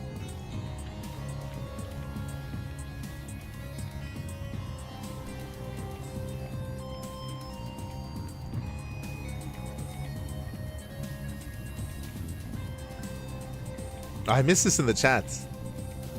Mágico, suelta tu gata. Sí, papi, sí. Ay.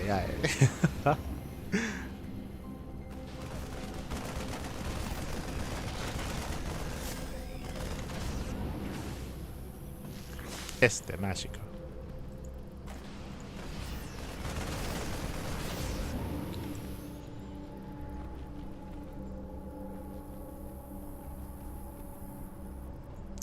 As now Defiance does drop in, picks up, pulls away.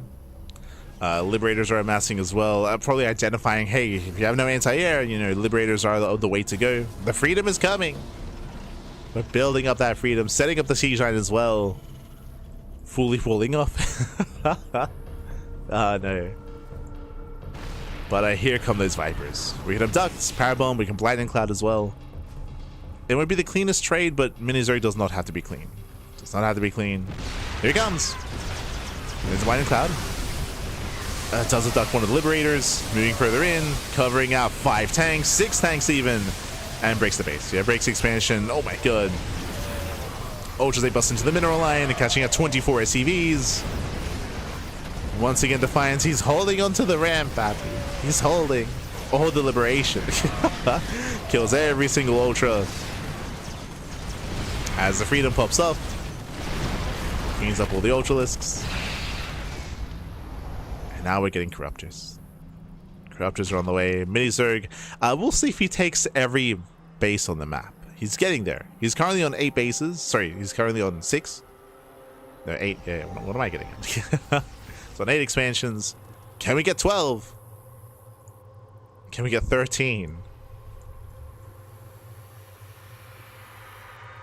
No.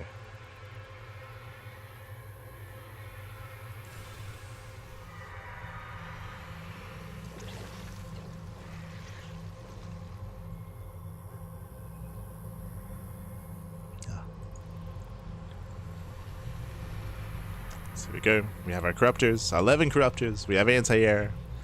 +1 air attack is done. Flyer attack even. And this should now kill. Now that there's a way to clean up the air army, this should be it. I would assume. I mean, I say that, like, the high drone count is actually hurting Mini-Zerg a little bit. Like, his army is actually smaller than what it should be because there are so many drones, and there's no need for this. Like, there's no, like, this is unnecessary. Having this many work. I mean, there's a lot of this game that's unnecessary, but here we go. It does abduct, does break through, cleans up with Liberators, and GG gets called. Mini-Zerg UA will take game number 1. GG.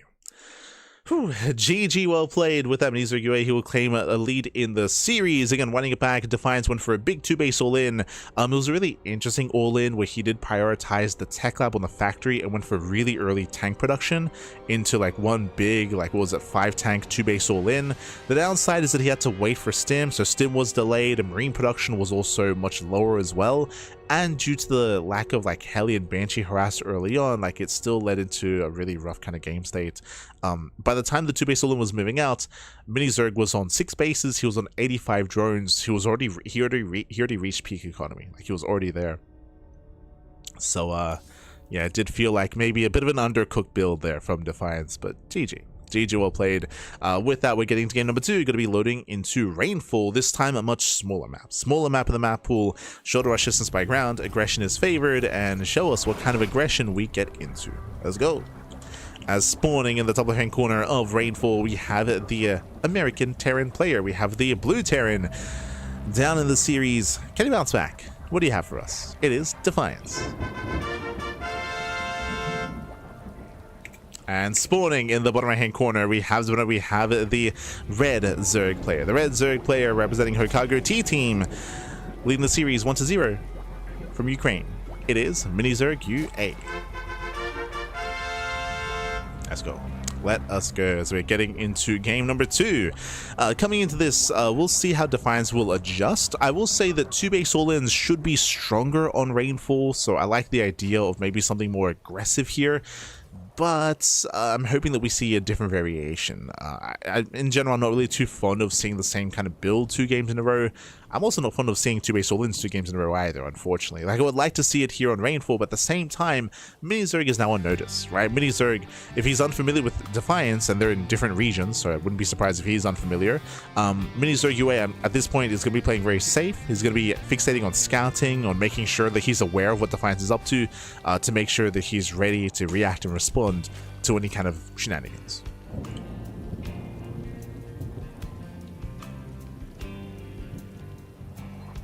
So here we go. Here we go. Rax is back at home. No proxy. No proxy. Nothing crazy early on. Over here we're just opening up and we're looking to expand. How was Zerg possibly rebuild with only 15k in the bank? True, true. He can only remax like 5 more times. It's crazy. Ah, no.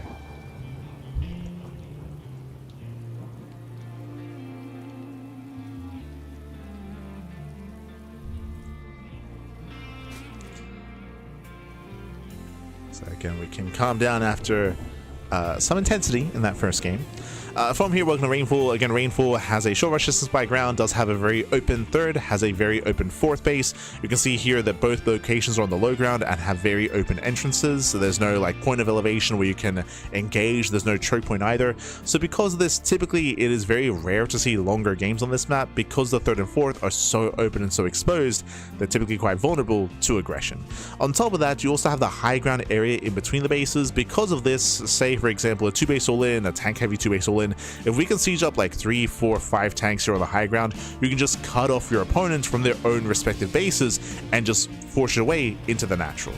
It can be devastating if a player can set up here, whether it's tank based, whether it's Colossus based, or just whatever army it happens to be. But if you can take over the high ground, you can take over the game. You can take over the game. Just because then as a defending player you're stuck pushing up a ramp into the army, or you just cut off from your own bases. Just cut off.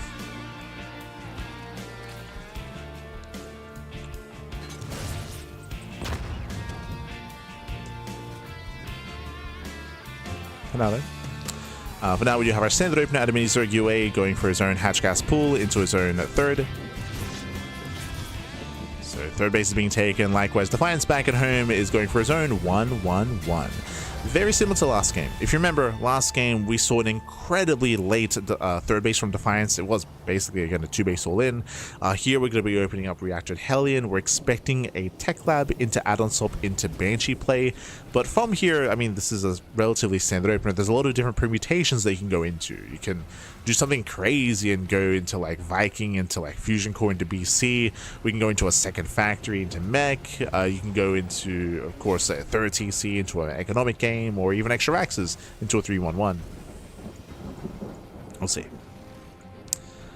Keep an eye on our Terran players as the add-on swap. Opening Banshee.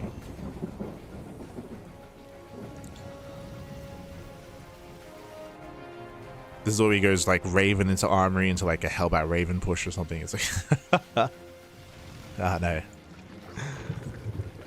There we go. Cloak is on the way. Calming down. When it comes to Mini Zerg, he only has the one Overlord across the map. There's no second Overlord outside of the main base, so limited vision here from our Zerg player. Does at least see all the Hellions, so is aware of the 1-1.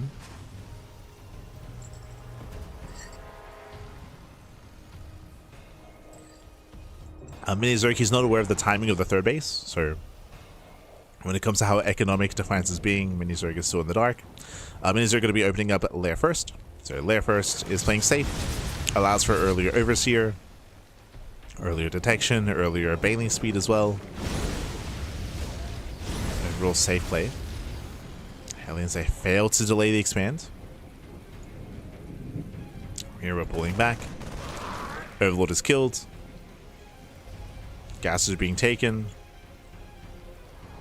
And we are building up into a second Banshee. And we joked about Raven Hellbat earlier. There it is. The Armory's on the way. Not Raven Hellbat, but Hellbat Banshee.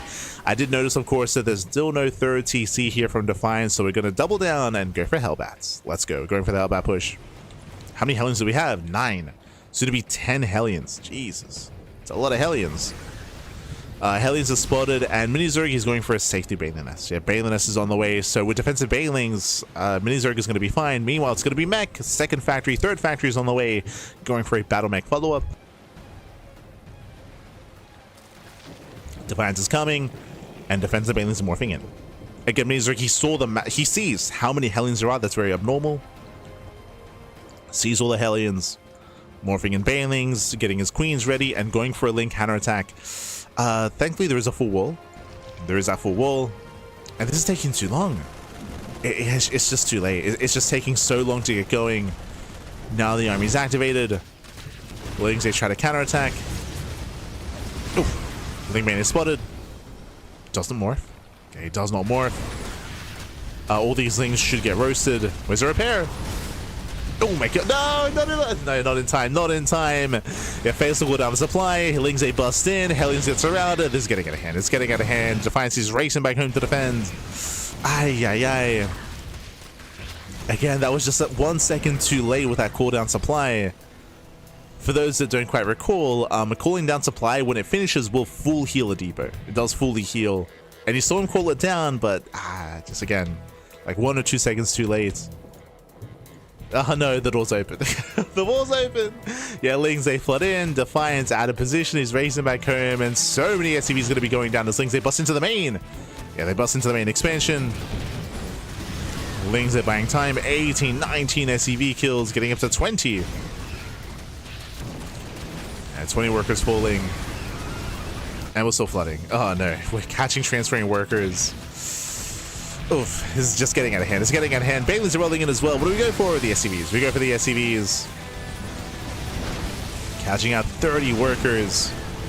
A couple of Hellions as well. And Defiance is all in. Defiance is all in. There's no Thor? Wait, what? Let's go. The random I mean, hey, we can plug up the wall now. True. Just sit the Thor down. He's there to plug it up. Hellbats, they morph in. Defiance is pushing. Now the Thor is coming. Let's go. Can he get to the fight in time? Can he get there? As Hellbats, they do zone away the Queens. We have a massive wave of Banelings on the way. Hellbats are getting to the mineral line though. They're getting in. Yeah, the Hellbats are getting in. Drone's gonna get roasted. This is getting damage, by the way. It's getting damage done. The Thor is here. The Thor arrived. We're diving on the queens. A lot of queens are going down. Yeah, losing 4 or 5 queens. Banelings are now waddling in. Ooh, they connect. Yeah, Banelings do connect. We're getting messy. As that is 11 drone kills. Yeah, 11 drones going down. Oof. Lings that will clean up. And this is some okay economic damage. Oh my god. We do rest up a couple of extra workers towards the end. But unfortunately, there's only 25 SCVs. There's 25 workers back at home. There's barely an economy here. And Mini Zerg, he is on 5 bases. So, did lose a lot of workers, but in the grand context of the game itself, like Mini Zerg, he's on 69 drones. Nice. On 69 workers. He can rebuild, he can remax, and this time he's remaxing on Roach Ravager. We have Roaches amassing Ravagers, 1-1 upgrades on the way as well. Yo, we got +2 vehicle weapons on the way, but no, the wall is still open. The wall is still open. Lings, they come in for the surround, they catch out the Hellions, the tanks as well.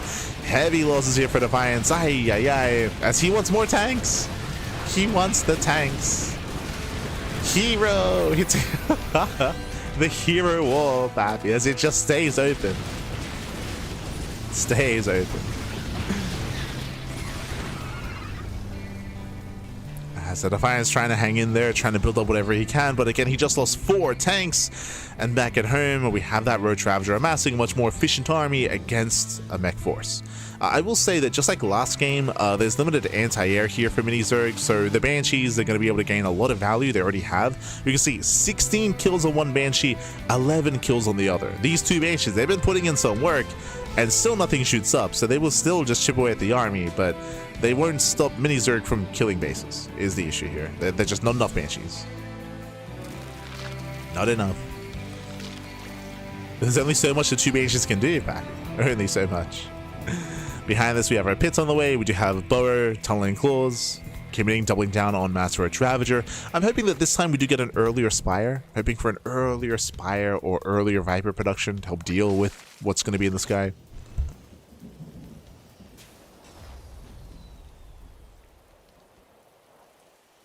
But we'll see. As Mini Zerg, he does waddle in. There we go. GG gets called, and Mini Zerg, he will claim the series 2-0, advancing on into the next round. GG. GG. GG well played. Mini Zerg, he will claim the series. Shout out to Defiance for having some, again, unique builds in Game 1 and Game 2. Game 1 went for a big 2-base all-in with 5 tanks. Game 2, we did see a big commitment into 10 Hellbats. Remember, it was 10 Hellions, 10 Hellbats, and 2 Banshees. I will say, though, that it took a long time to get going. You saw that, I want to say that the Hellions were parked outside of the 3rd base for like 20 seconds, maybe 30 seconds, like at least 20 or 30 seconds. They were parked there under the Overlord, so that gave Mini Zerg a lot of time to make Banelings, right? He had so much time to morph in Banelings and to set up the Ling counterattack as well. And in the end, the Hellbats couldn't even push in because of that Ling run-by. That Ling run-by broke through. If you remember, I'm still thinking about that cooldown supply depot, where he called down the supply, and it was like 1 or 2 seconds too late. The depot was still killed, and then Lings, they flooded in, and that was game then and there, right? That was game then and there. When the wall was broken, Lings, they busted into the mineral lines and they killed all the SCVs. They crippled the economy, and Defiance could never quite recover from those economic losses. GG. GG well played. Regardless, congratulations to Mini Zerg UA, and Defiance will have another chance in the lower brackets. Let's catch up. Let's catch up with the bracket itself. Un momento. Okay, so the bracket has not been updated yet. I believe it's going to be updated a little bit later on, just as a heads up. Okay, so the bracket has not been updated yet. I believe it's going to... Oh, hold on. Calm down. But regardless, exclamation mark B in the chat if you guys want to have a look at the bracket yourselves. One moment. We'll see if we can work through this. Okay. Heading on over here, we do have... Sure.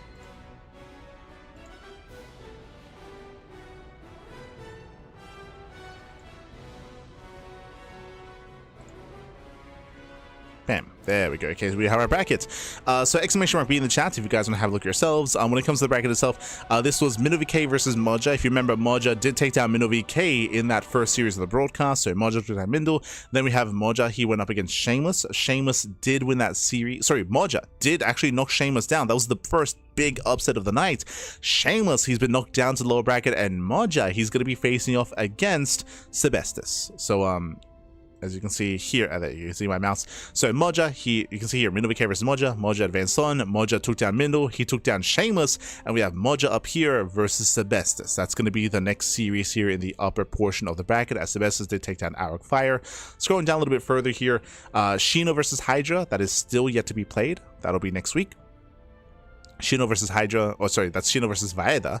Winner goes up against Art in that next round. Scrolling down, we have Homono. If you recall, Fiant took down BabyMarine, and Fiant took down Homono. Fiant is up here now, waiting for the winner of Art, of Vaeda, and Shino. Scrolling down a little bit further, GgMachine, he just took down Hatsu 2-0, so it's going to be GgMachine up against Mini Zerg UA. We just casted this series. Mini Zerg, he takes down Defiance. And we have GgMachine versus Mini Zerg in that next round. It's going to be another ZVZ.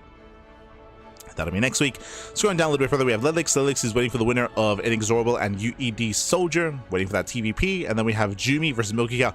That's a crazy first round match.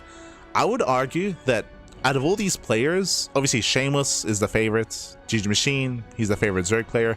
I'll say that Jumi and Milky Cow, they are some of the two players that can threaten Shameless and GgMachine and some of these other big names. To see them play in the first round is brutal seeding. That is brutal. That's gonna be a spicy one, by the way. Jumi versus Milky Cow, they're both animals. They're both animals. I mean, Milky Cow is a cow, and Jumi is a Jumi. They're both animals in their own rights, and both hyper aggressive in their own way as well. And that's gonna be a spicy series. I look forward to it. Now, also a reminder for the players that did get knocked down, like Shameless, for example, lower bracket. There is that lower bracket down here, so there's plenty, as you can see, there's plenty of matches still yet to come. This is a like multi-month long tournament.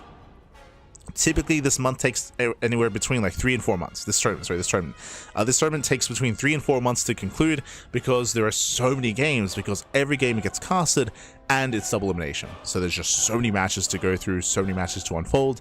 This was merely only day 1/week 1 of the event. There's still many more matches to come, many more to go. Coming into this tournament, Shameless, he's the reigning champion, but for Shameless to have gone down to Moja earlier, that shakes up the hierarchy for this tournament. Suddenly, I'm looking at GgMachine, I'm looking at Jumi Milky Cow, right? I'm looking at some of these other names to maybe have a deeper run and a stronger performance. Art, true. If you remember, Art, he was the runner-up. So Shameless, who was the reigning champion, Art, he was the runner-up of the last season as well, so he's also very much so in form nowadays and is looking very, very good. So we'll see how they all compare. We'll see who comes out on top. We shall see. Otherwise, we're going to be wrapping up here for the morning. I say the morning because, as you can see, we have plenty more StarCraft throughout the week. You can see that we are currently Monday morning with OSC, and later on tonight, we're going to be live with day 2 of GSL CK5. GSL CK is, we are the official English casters for that event, of course. Is an event that does take place over on Soup, the Korean platform. And GSL CK number 1 was day 1 was a fun, like, King of the Hill, like free-for-all kind of team league event. It was basically Korean Zergs against Korean Terran and Protoss, and Rogue, he all killed the Korean scene. If you missed it, I recommend the VOD. Rogue, he went 13-0. He 2-0'd Maru, he 2-0'd Hero, he 2-0'd Classic. Rogue, on the new patch, it's been pretty insane, and Rogue, he straight up all killed the Korean scene. And because he was the first player for Team Zerg, Shin and Sola didn't even get to play. Shin and Sola, they were laughing the entire time. They're like, "Mate, this is broken. This is busted." And Shin had a winner's interview afterwards. And Shin, he revealed that Rogue had 0 practice on the new patch. He was like, Rogue, he had no practice. He only watched my YouTube videos.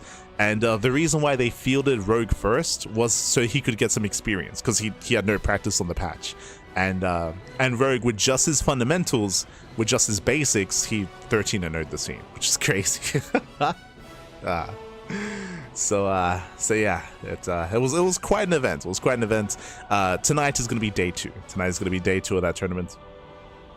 It's going to be Team Protoss versus Team Terran in the semis, and then the winner goes up against Team Zerg. Again, it's going to be again like a team format where Team Terran is Cure, Byun, and Maru with Innovation. Team Protoss is Classic, Hero, and Zaun with Trap, and Team Zerg is Rogue, Shin, Solar with Armani. So look forward to that. It's going to be later on tonight. Fine's living up to his name. True. But that'll be later on tonight, of course, with some GSL-CK action. The reason why you see GSL-CK twice on the calendar, on the schedule, is because tonight, in around 7 hours, time, we're going to be live on Soup, and then we're going to rebroadcast that Soup VOD on Twitch and YouTube, and that'll be on Tuesday morning, which will be at this time slot, actually. This time slot will be the rebroadcaster. And again, in 24 hours time, or I guess 20 hours time, we're going to be live with the rebroadcast of GSL here on the channel. Otherwise, if you want to watch it live, it'll be in around 8 hours over on Soup. Otherwise, throughout the course of the week, we have Crank Gathers, we have Pegasus Cup, we have the Podcast, Wardy TV Mondays, MSO, STC, plenty of content, plenty of StarCraft. If you want to follow us, you can do so via the socials, !socials in the chat, to follow us on like Twitter, on Discord, check out our YouTube channel. We do upload it on YouTube on a daily basis, so plenty of content over on YouTube. Otherwise, Patreon is the place to be to support our events. We do run tournaments on a weekly basis. Last night we were live with Tuna Cup, and I do highly recommend it. We had a fire semis and finals with Hero, with Percival, with Byun, with Shin. It was a lot of fun, and we actually like peaked at like 500 viewers last night. It was crazy. So that was our weekly Open Cup, and we'll have our next Tuna Cup this Sunday as well. So I do recommend it. Otherwise, thanks for watching, and we'll see you guys next time. Until then, ciao, bye, ciao. See you tonight or tomorrow for GSL-CK. See you then.